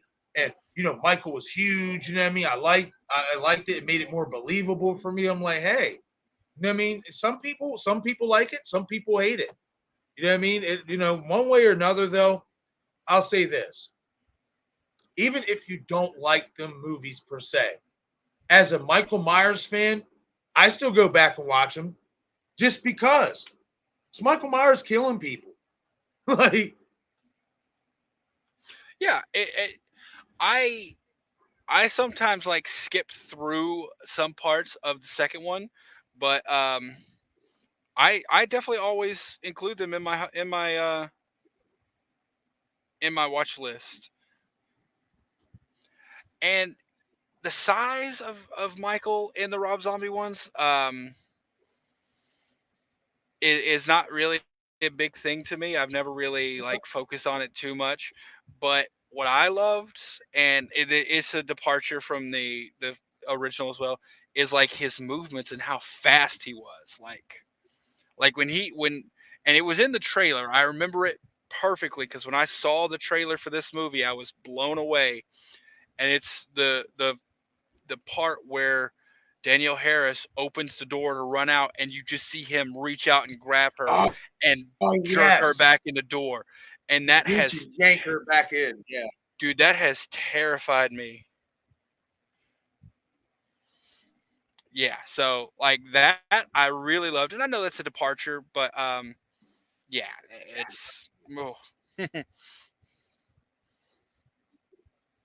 No, honestly, man, that trailer, I'll say this, like that trailer is what really made me excited for the movie. And that seeing that part where he pulls, Danielle back, into the house. When I saw the trailer, I was like, oh man, this is gonna be the shit. You know what I mean? Like, and like I said, I said this before. I like the original remake. I thought, in terms of actually being a remake outside of humanizing Michael, it really wasn't that bad. It's number two that does it for me. That's what really killed it for me or whatever and stuff. But the original remake wasn't that bad. It really wasn't. I like the breakout scene too. Oh yeah, and I love that part where with Danny Trejo, like Yes. I Oh man. dude, I love the I was part where you close to you, see Mikey. I was close to right, you, Mikey. and that sounds like that shows that he's Yes. completely gone. Like even this guy who's been nothing but good to him the entire time, sticks up for him and everything. Even him, he's gone. Right. Right. Hell yeah, man. I remember me and my cousin Roberto or whatever and stuff. I remember my cousin Roberto called me after watching the movie. He's like, yo, cuz, why you doing like that? And I was just like, what are you talking about? He's like, in Halloween, why you gonna kill Danny Trejo like that, man? When Danny Trejo cared for him. And I was just like, everybody's gotta go. And he's He's just like, like, oh, that's not it's right. like, And I'm bro, just like, he's gone. Like that's my and right. honestly, I liked Malcolm McDowell as Loomis. It was completely different. I liked that to like he didn't try to imitate what He we made it already his own had. Loomis. Yeah, he didn't try to imitate Donald Pleasance. He Right. made it his own, and I enjoyed him as Loomis. I thought he was good. I will And I say this. In the second one, as much as I hated, as I call heel Loomis, bad guy Loomis, because that's what he was in that movie to me, he did have some great sound bites in terms of comedy. Like bro, he did. did you just use heel in like a Yes. casual conversation? Yes, I Okay, did. cool. Like I never know if anyone's gonna understand like what heel or what babyface means. So I'm Yeah. like, okay, cool. Oh yeah, man, definitely. Yes, All right, heel cool. Loomis, heel Loomis was fucking hilarious to me. I love when he comes in and he's just like, "Oh God, this isn't what I wanted." He said, "This is old Loomis. This is new Loomis, or whatever." And she's like, "Well, old Loomis increases sales by 30%." And he's just like, "Well, I'm not going in there until you get me a splash of peasy chips, and I want it sizzling hot." And I'm just like, "Yo." I'm just like, yo, as soon as I saw that, I said, this is going to be something different that I'm not going to probably like. But in terms of comedy, I'll run with it. You know what I mean? Like, You know what I like is I like that we actually got to see some of the sessions between Loomis and Michael. Because that's something right, we never got to see before in the first one, and I like when you're seeing Loomis trying to reach Michael. Like right, it's one thing to say like I tried to reach him for 7 or 8 years, couldn't get through. It's another thing to see him and you see Michael having a conversation, but then you see him flip yeah, and stab that nurse with a fork. fork, yeah, Like I loved seeing that progression because that's something the first one, the original, it kind of skips over too. Like we just go right into Michael being this, but I know we don't need an explanation of, we don't need to see everything that happened before. But the question for me had always been there, like, what was he like before that? Like, was this just right, an immediate switch? But now we hear Hawkins, and when he in Kills, he was yep, saying he would stand up in his sister's room and stare out.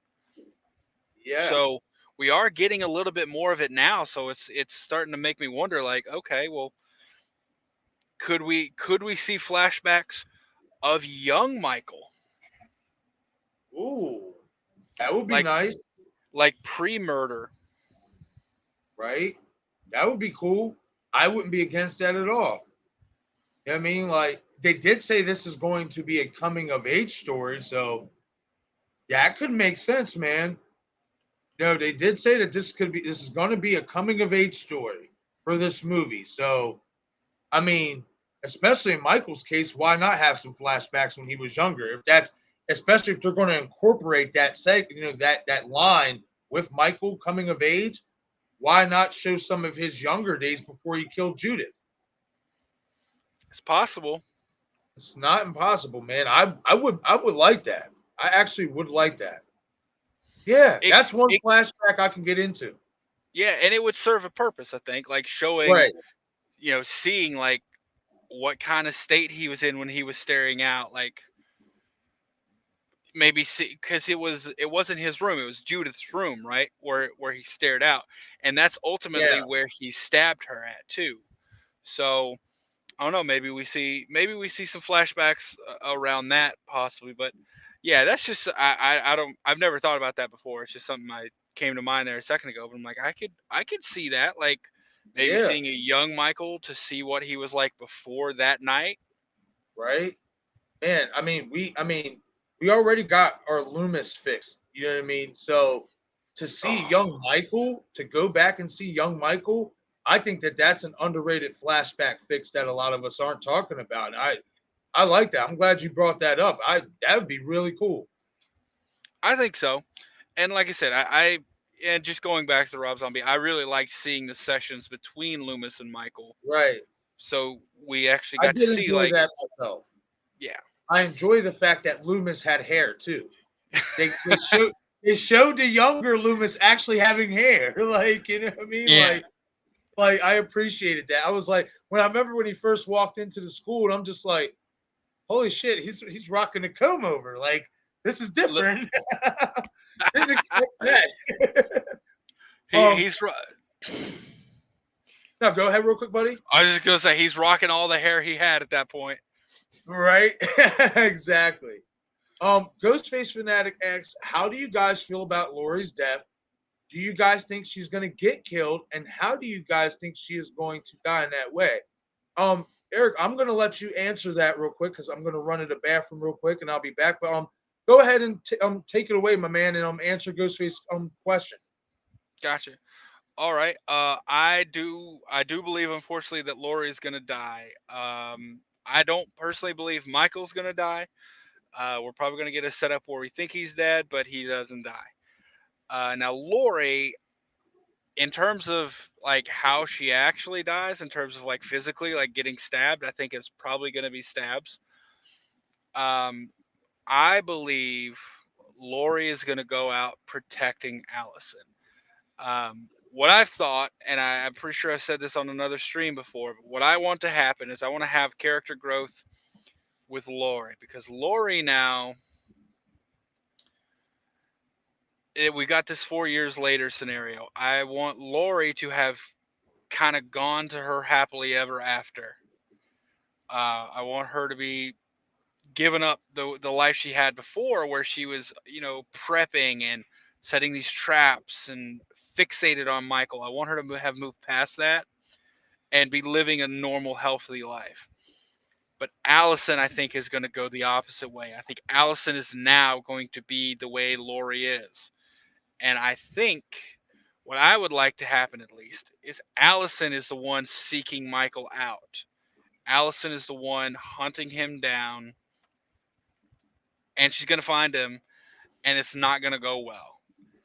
And I think in doing that, Lori is going to get pulled into it again. And I think Lori is going to die sacrificing herself to keep Allison alive.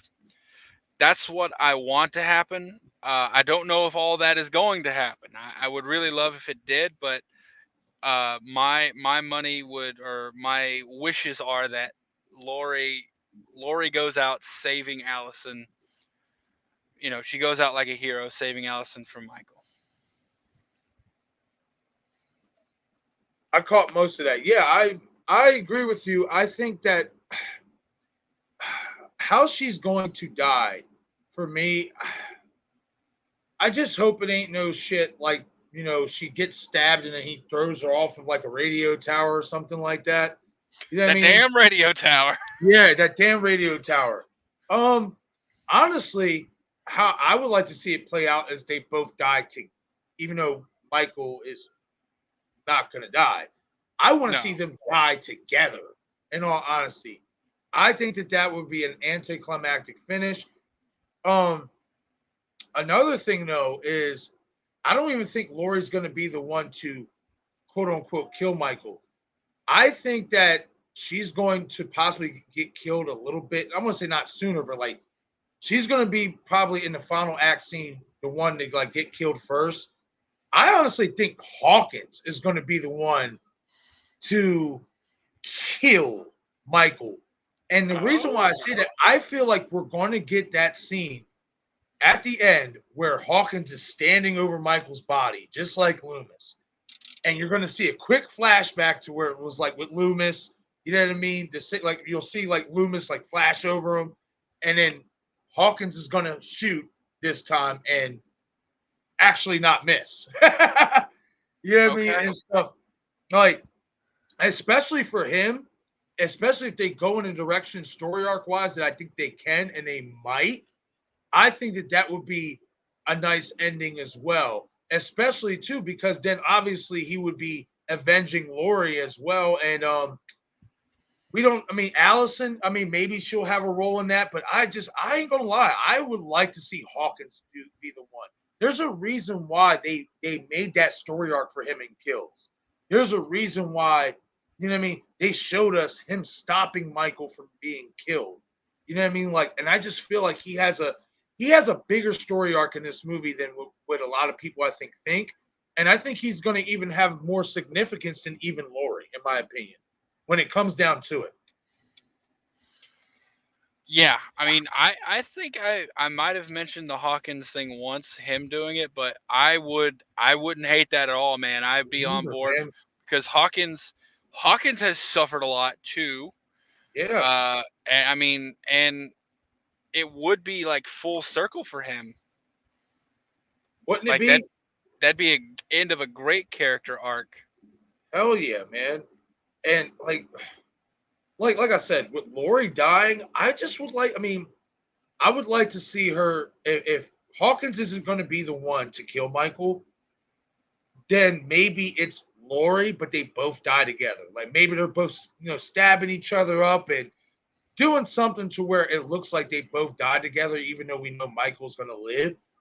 I just think that that would be another anticlimactic ending because of all these years dating back to 78. I mean, just the history behind that. You know what I mean? But but at the same time, it's like if Lori was never the target, and I do battle with that, you know what I mean, with that ending I was just talking about, with them dying together. If Lori was never the target, how much significance would that have? You know what I mean? Like Yeah, that does kind of take some of the stank off of it. it does a little bit, and I think a lot of people have trouble still with the idea that Lori isn't being targeted. Like Right. everything was a coincidence. Um, I mean, obviously in the first one, like he saw her and then Yes. target her then. But since he got out, he wasn't going for Lori. He was only Nope. there because Sartain. And I think Yes. that's still difficult for some people to comprehend because they're still on the idea that like it's Michael and Lori, good and evil, and Michael's going after her. It's like, no, Michael's kind of just out and about, and people are like pushing him toward Lori. Right. Exactly. Exactly. Like his whole intention when he got out, he wasn't looking for where Lori lived. He was looking for whoever. You know what I mean? Hmm. He was just trying to kill people. That's it. Like, and even in Halloween Kills, he could have easily, if he wanted to, go to the hospital. You know what I mean? He didn't. Lori was never his intention. You know what I mean? Just the town of Haddonfield, the people of Haddonfield has always been his intention, at least in this new timeline and stuff like that. He just wants to kill anybody in his path. I mean, he just like Lonnie said, he wants to kill and go home. Now, I'll ask you this. A lot of people feel like the mask, you know what I mean, and rightfully so, is the key to killing Michael Myers. Me personally, I think it's his house, man. The reason why is because I mean, we've seen what happens when you take the mask off. He's still Michael. I mean, what happens when you fuck with his has nowhere to go back to?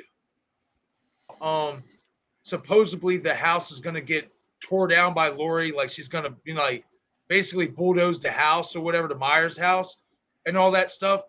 Well, what like how will that affect Michael? You know what I mean? Knowing that now he has nowhere to go, really. Like that's his home. Like that's where it all stops for him. Once he stops killing, he just goes home and stares out that window.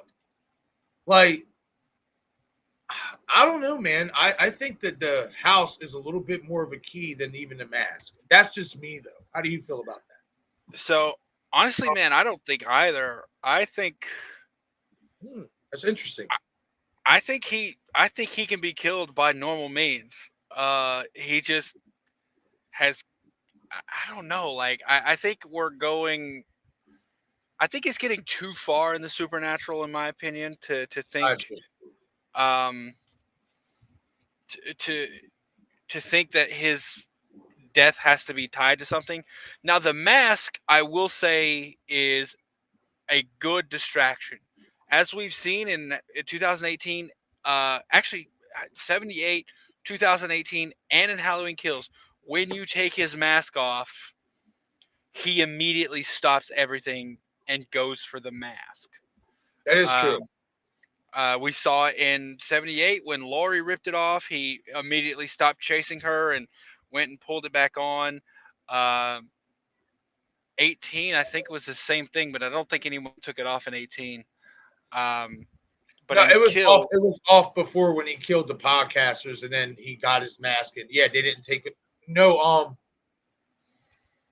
Sartain ended up taking off the mask when he ran when Hawk when he took Michael's mask off and put it on himself, and then he threw it in the back seat or whatnot. And then Michael, he did. There was no reason for Michael to like really have a reaction. The mask was just right there, so he just could just pick it up and put it on. but you notice, like, he ignored everything else around him. Yes, He yes, ignored Allison sitting next to him. He that ignored the is fact that true. he was. The first thing he went for was the mask, and it's the same thing when Karen took it off this time. He looked and he saw there was a whole crowd of people. He could have got out of there. That's true. Instead, he bent down. He got his mask. When he saw the lights and everything, he just put his mask on and kept going. I think Right, it's a good distraction. If you if someone says it's the key to killing him, I could see that if they mean taking it off as a distraction so he's right, not paying attention. Because if you took that off and you take it off him and you get it going, he's going that way. So you can lure him into a trap. You just got to be yep, smarter about it. Like shoot him in the head or stab him in the spine, maybe. right. Uh, so I think it could help in that way. But honestly, man, See, I that think is it's interesting just though, man, because now I'm even getting a little bit more on board with the whole mask being even more of a key than what I thought theory. Because the thing is we don't know for sure. Like when they take the mask off, what happens when he gets harmed without the mask on? Like in terms of being shot, stabbed, and all that. Like we've seen him take a crowbar to the face. That's really nothing. But like when they take the mask off of him and use that as a distraction, we've never really seen like what happens when they do that. Like in terms of the gunshots, like does it have a different effect with the mask off? You know what I mean? And stuff like that. Like that's interesting, man. That is interesting. Like yeah. I'm trying to think of some too, but I can't. yeah, like I can't recall a time where they took the mask off and then tried like shooting him or stabbing him and really tried to brutalize him without the mask off. Like they waited till he put the mask back on before the mob decided to attack him. I mean, and that was one of my favorite shots of that movie is when he just looks at the mob and then the music hits and he goes to pick up the mask. Like Bro, it's I it was just like game on, let's go. anytime Michael puts on his mask, like we get that slow mo of him putting it on. It Right, happened in 2018. It happened in Kills, and this is the highlight of, in my opinion, um, Rob Zombie 2, when he's in that field and he gets attacked by those two guys, and Yeah, and they're walking back to the truck, and you just see him throw his hood back, and all you see is the silhouette from the truck lights, and you see him yeah. pull that mask on. Man, I got chills during that. That is, That was a nice shot in that movie. That was a yeah. really nice shot in that movie. It was. I got to give credit to that shot for sure. That is actually one of the better parts in that movie I enjoyed was that silhouette shot of Michael putting the mask on and those guys after beating him down and all that stuff. I thought, especially with that lighting in the background, that was really cool.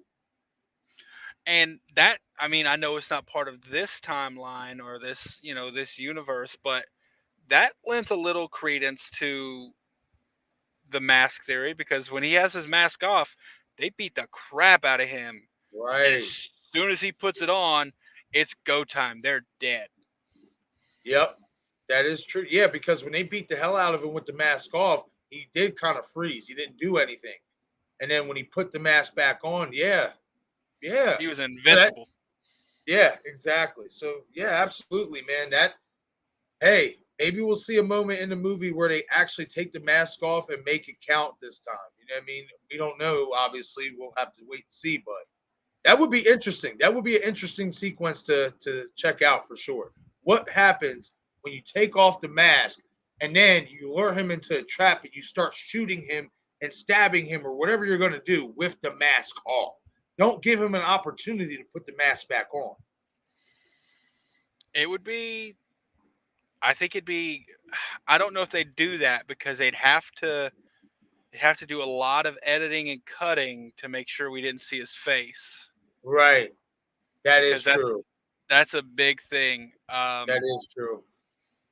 And I honestly, that's another thing I'll say for the new, like, 18 and Kills. They have shown, like, the perfect amount of his face in these movies. Like, you've just seen little glimpses, and it's just, I don't know, it just makes it so, I don't even know how to explain it. It's just like you've seen the perfect amount, and it just piques your curiosity without giving you the whole thing. Right. Yeah. Yeah, that's true, man. That's true. I forgot about the whole, not being able to, you don't want to see his face and all that stuff. Yeah.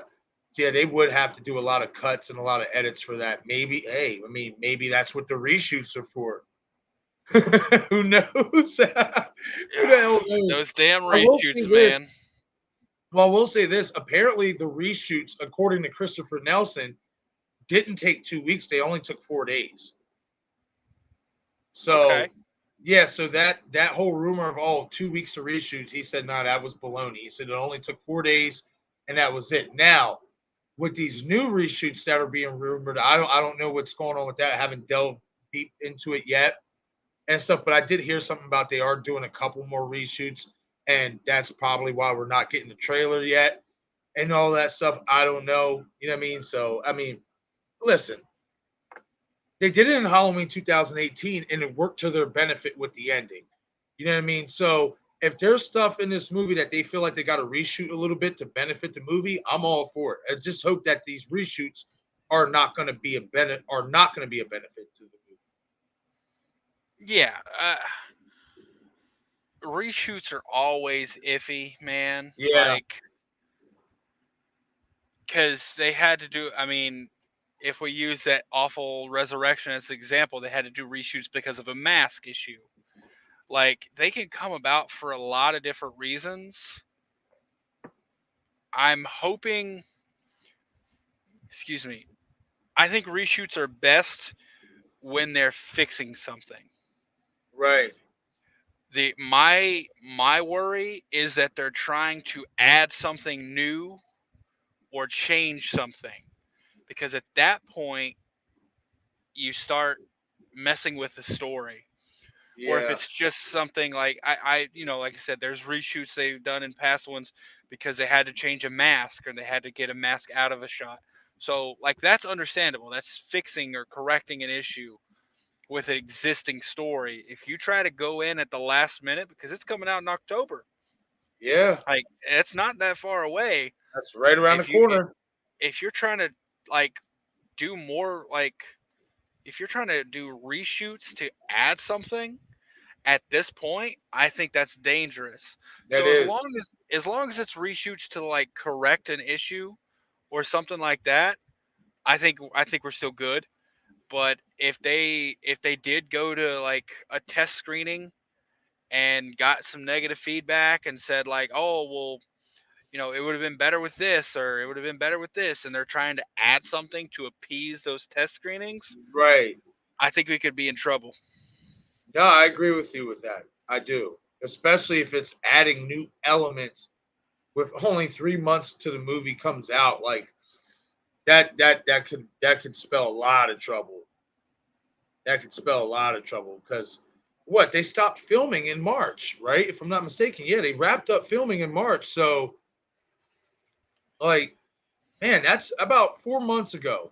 Yeah, so about 4 months ago they wrapped up filming, and now we're still getting reshoots. Like, let's just hope they're good reshoots. I don't know. Yeah, yeah. My fingers are crossed. I think the direction so far between David Gordon Green and oh god, I forgot the other guy's name. King of McBride. Yeah, Danny McBride. I think that as a team, they've been working really well, and they Yeah, have John Carpenter's blessing. yeah, So I don't think they're gonna get that too easily because John Carpenter has never been one to sugarcoat anything. If he doesn't like it, right. he'll tell you he doesn't like it. And if it's not good, he'll tell you he doesn't think it's good.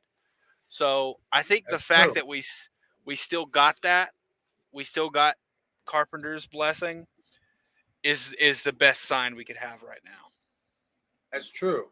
We're going. I'm gonna read this comment off and say what's up to Xtron real quick. Xtron Gaming, what's going on, man? Thank you for stopping in. They're making Michael way too unstoppable.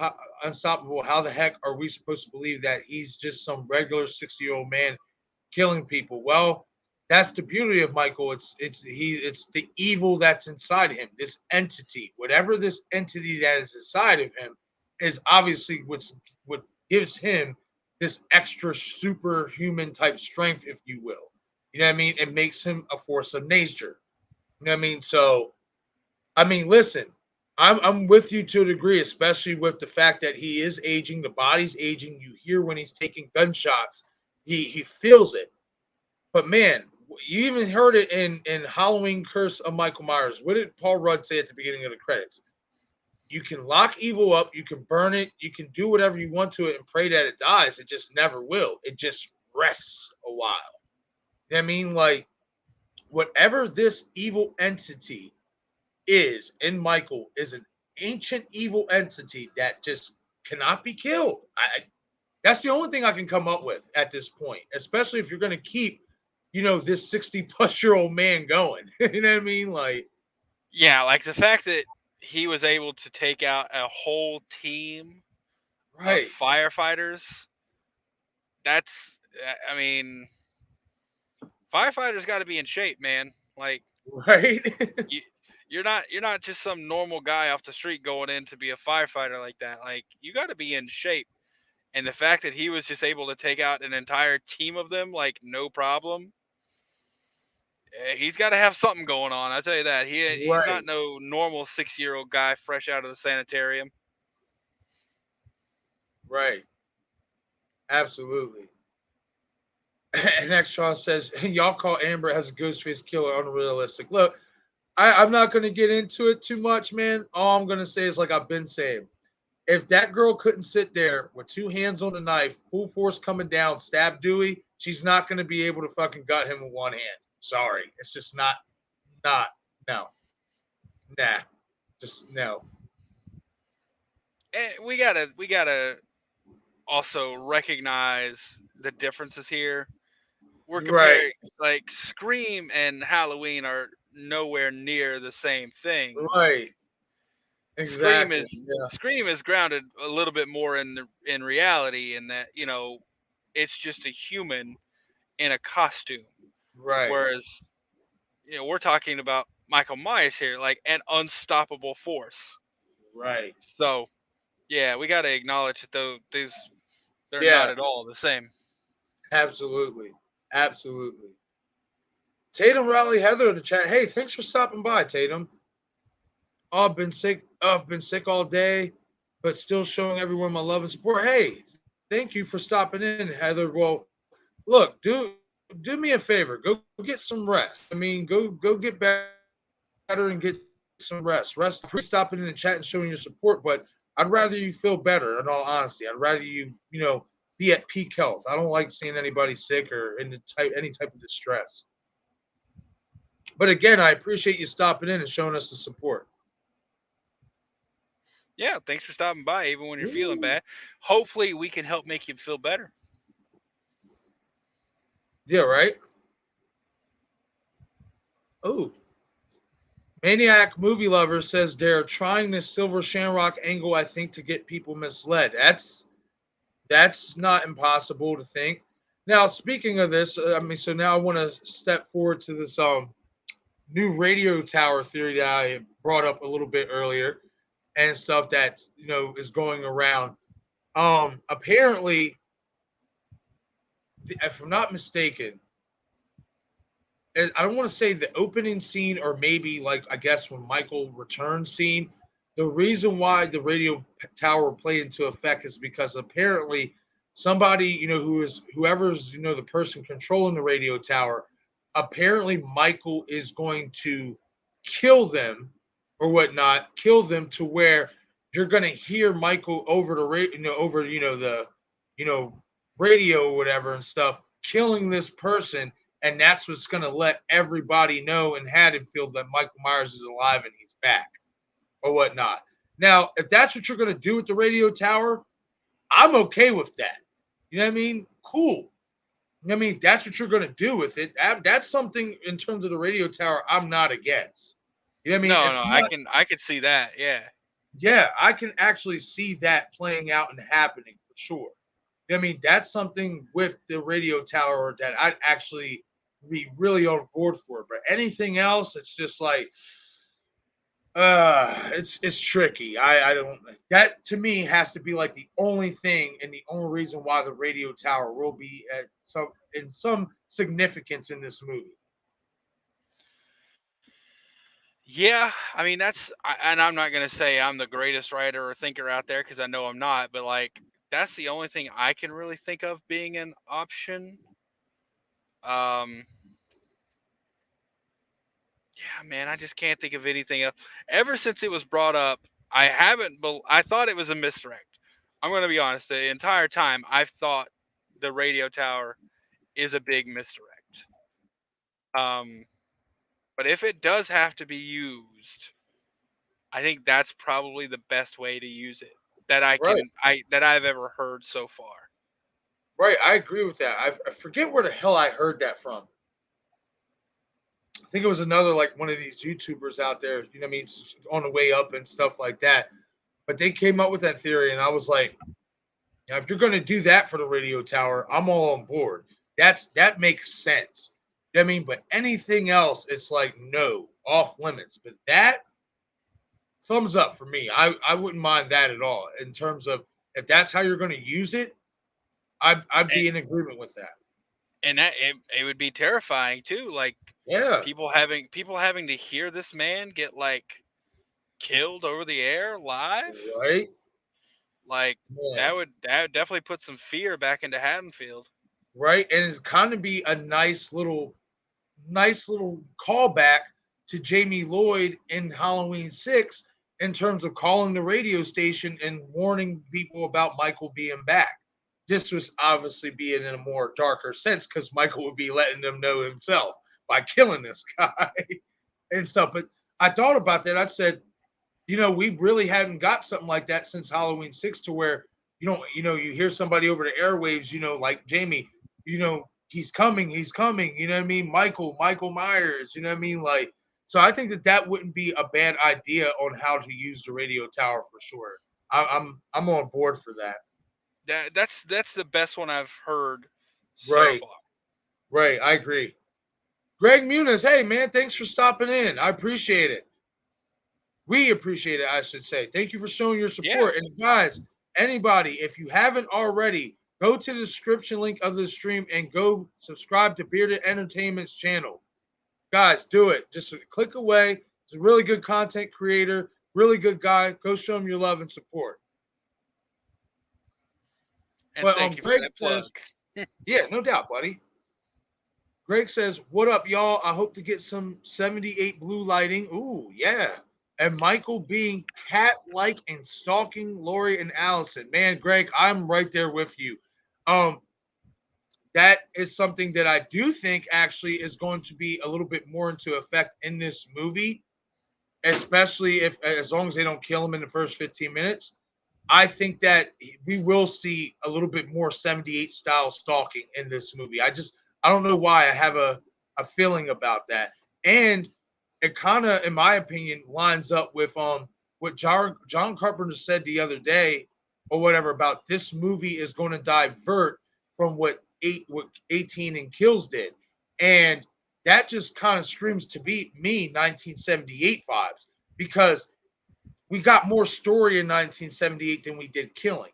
It was a slow burn, you know what I mean, and stuff like that. So I'm not gonna lie, man. I think Halloween ends. I mean, for me anyway, I think it is going to be one of those slow burn type of movies where you do see Michael stalking a lot more before we start to get to killing, and I hope for that. Yeah, and for that to happen, we would need an escape.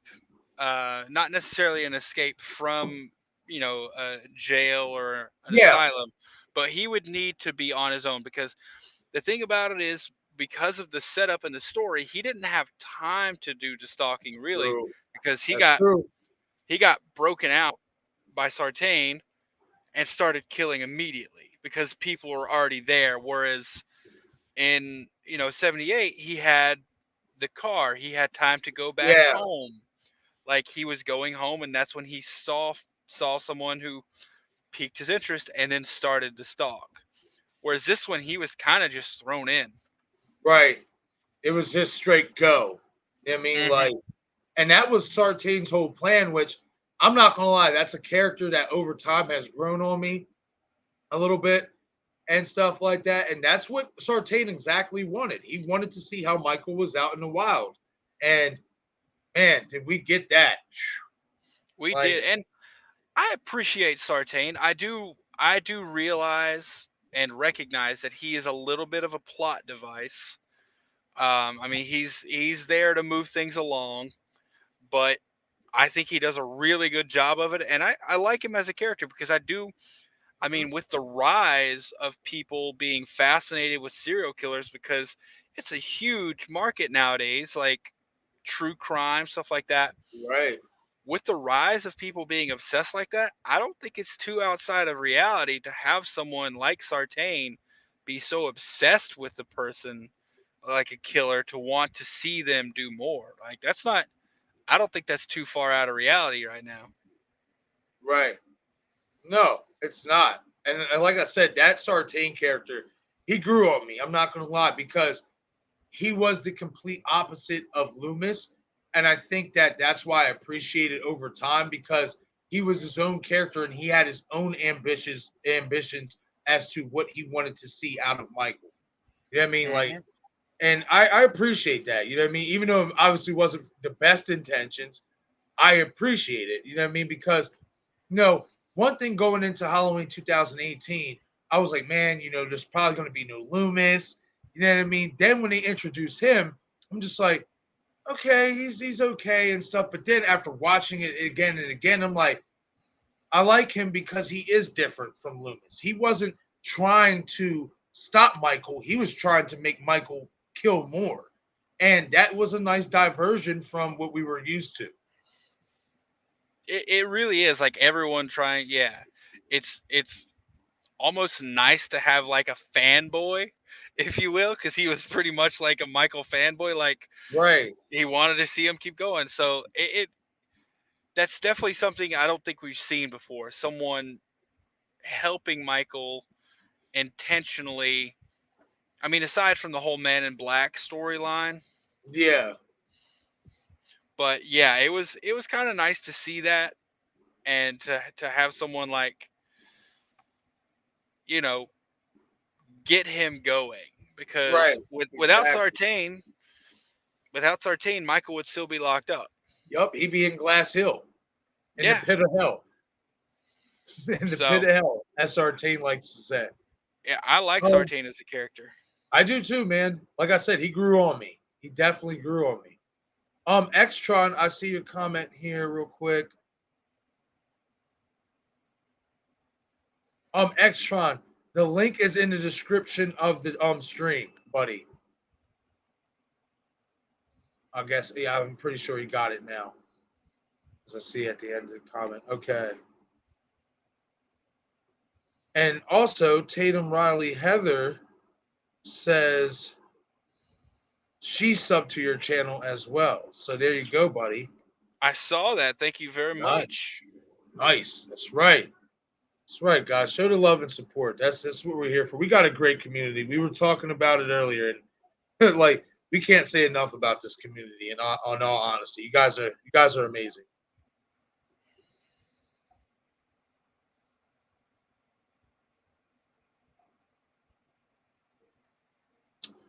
Okay, so I'd say I'd say we go like another 10 minutes, and then we're gonna wrap it up. You know what I mean, and stuff like that. We're going almost solid 2.5 hours. So yeah, that's what's up. Nice. Hell yeah, man. Time So flies when you have a good conversation.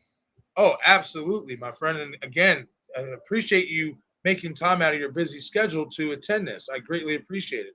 Hey man, thanks for the invite. Very happy to be back on a stream, to be back out here. Hell I've yeah, missed man. these conversations. Heck yeah. And we missed you, man. Like I said, I was even talking about to Bob the other night. I was like, man, I know Bearded's on the road and he's doing his thing. I was like, we got to get him on a live stream soon, man. It's been a little too long. Hey man, I'll try to make time. If y'all just give me like a week notice or a couple days at least, I could try to make some time.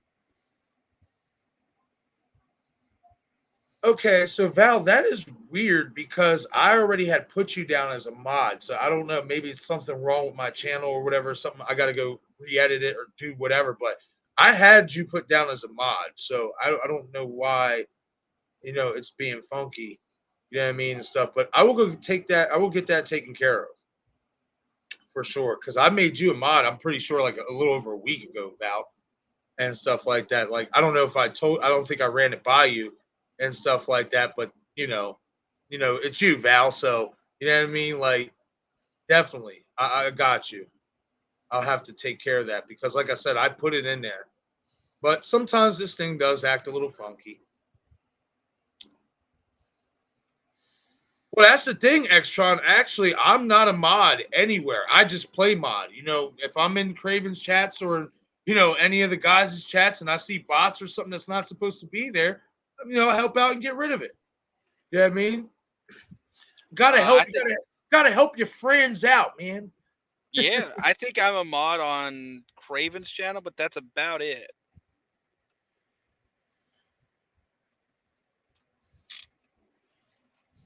I don't think I have any mods on my channel.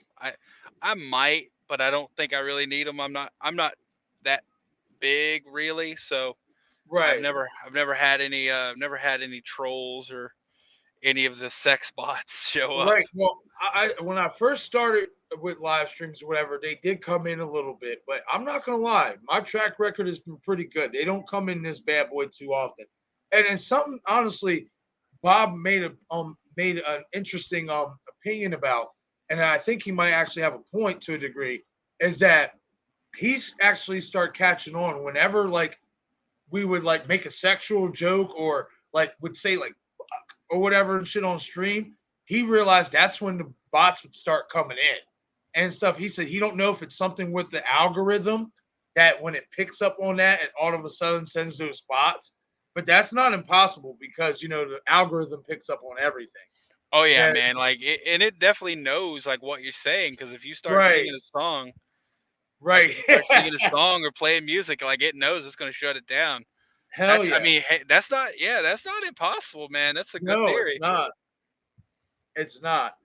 So all right, so to wrap it up or whatever, so final analysis on Halloween ends.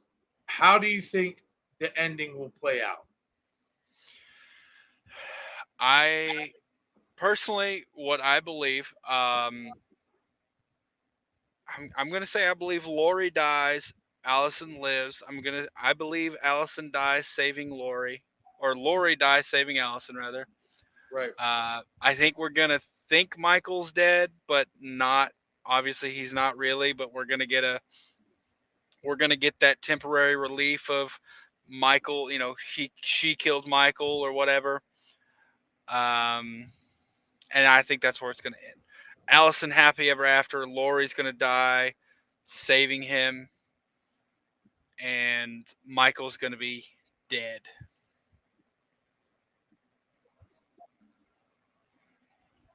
I'm actually kind of right there with you. I mean, and stuff. I do think that Lori is going to end up, especially like saving Allison. That's how she will die at the hands of Michael. I guess I'm just also hoping that in that sequence somehow, or maybe when I say they die together, maybe right after that Michael gets shot up or something like that, and then like he falls and they're just like laying next to each other, and that's like guess the ending and stuff like that. But you know what my sleeper ending is, man. I said it a few minutes ago. Haw- Hawkins.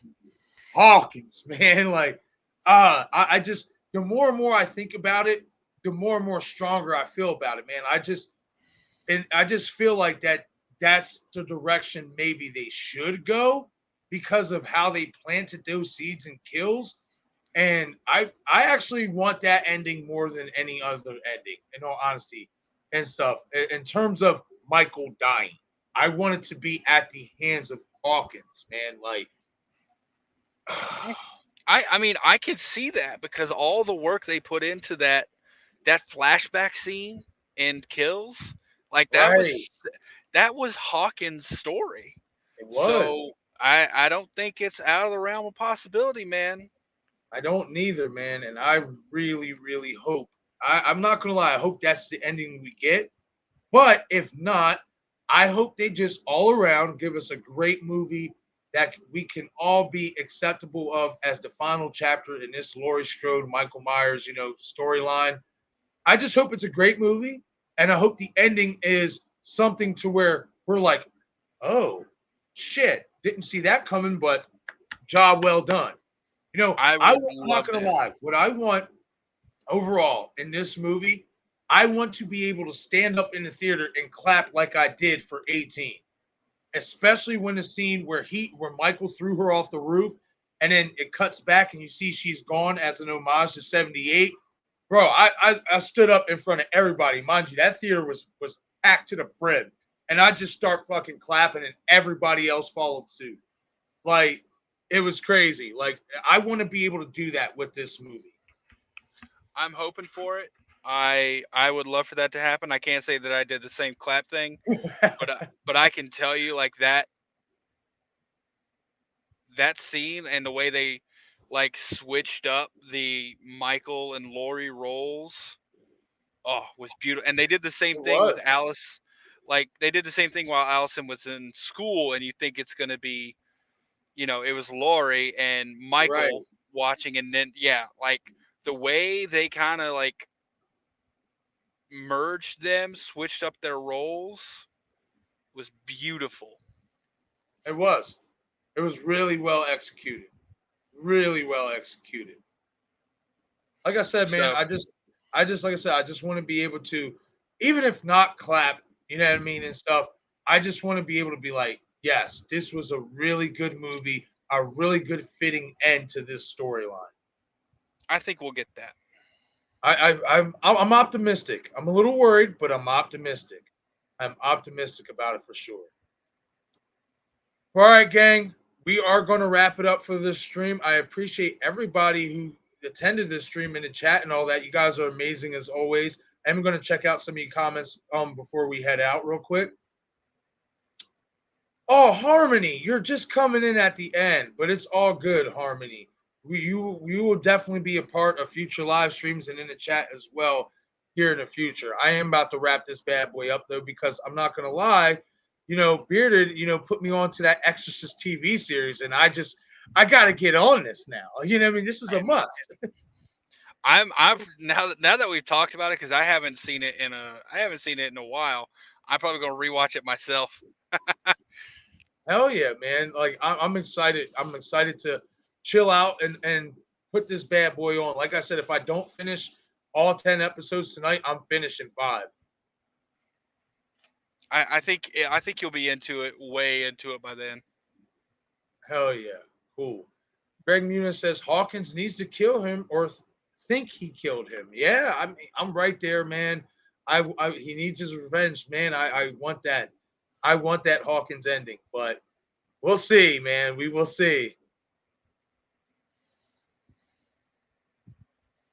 I'm hoping for it. I think it would be like I said, the way they set up that flashback, um, I think it definitely could point to this being a Hawkins story coming up.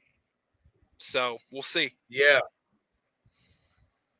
Hell yeah, man. I'm right there with you, Bearded man. I think they definitely have to do Hawkins' story justice, at least to some type of capacity for how they set it up in Kills. For sure. I'm down with that 100%. Ooh. Oh. Okay, so real quick before we head out, Xtron Gaming X is Hawkins related to Michael? Yes or no, Marcus? No, buddy. I'm not going with that. I just I get the points behind it, but I and I said it earlier, and I'm going to cut a video on this theory of mine about Hawkins having a Loomis presence to him, and actually how those points were made about Hawkins being Michael's brother, you can make the same cases for Loomis in the original 1978 movie. So real quick though, no, I don't think that Hawkins is Michael's brother. I don't, because and also if they were going to go in that direction, you just should have kept Lori as Michael's sister, in my opinion. So Yeah, no, and your question. I how can't would see it. the timeline like even line up? Like, because Hawkins was already a cop, Right. so and Michael was that point was what 21, Yeah, Hawkins was 25 and Michael was 21. so he would have had an older brother. I mean, I think we would have known about that. Right. Exactly. Yeah, I'm pretty sure we would have known about that too. And if you listen to the dialogue and Kills, like Hawkins doesn't refer to Michael as like a family member or anything. He refers to him as just a kid he knew from like school or something, Yeah. or from around the way. He doesn't refer to him like a as a family member or brother or none of that. I mean, Yeah, and I remember when he was talking to the marshal, he said like, how did he say it? He's like, I was there that night. He got taken in, or we caught him. yeah, Like, when he it said was it to the very, sheriff, yeah, like it was very informal. right, Um, so yeah, I don't know. I don't think there's any connection there. Um, there could be, but I think it would be unnecessary, honestly. Like if they went I through all agree. this trouble to remove the fact that Lori was Michael's brother or Michael's sister, why would they go now on the fourth and final movie and introduce a brother? Like it doesn't. Right. I don't know. It doesn't make sense to me. Yeah, I'm in agreement with that. Yeah, I don't think it makes sense at all. I mean, I see the points, you know what I mean, that, I forget, I have to go back and Craven's channel and I mean, in his video and see who that was that said that or whatever. I mean, the points are, pretty decent points, but I can't buy it. Yeah, It like doesn't add up.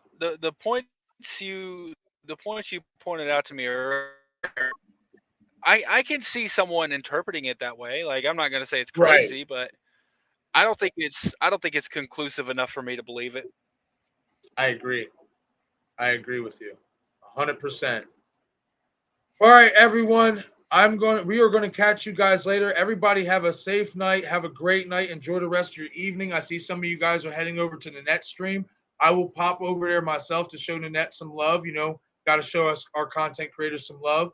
You know what I mean, and all that stuff. But guys, again, I appreciate you guys stopping in, showing me and Bearded some love. Again, if you have not subbed to his channel, the link is in the description of the stream.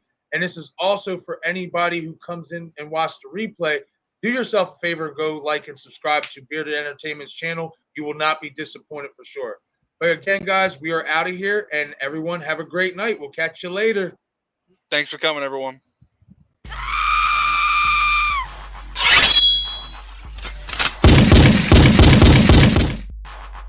I shut him 6 times.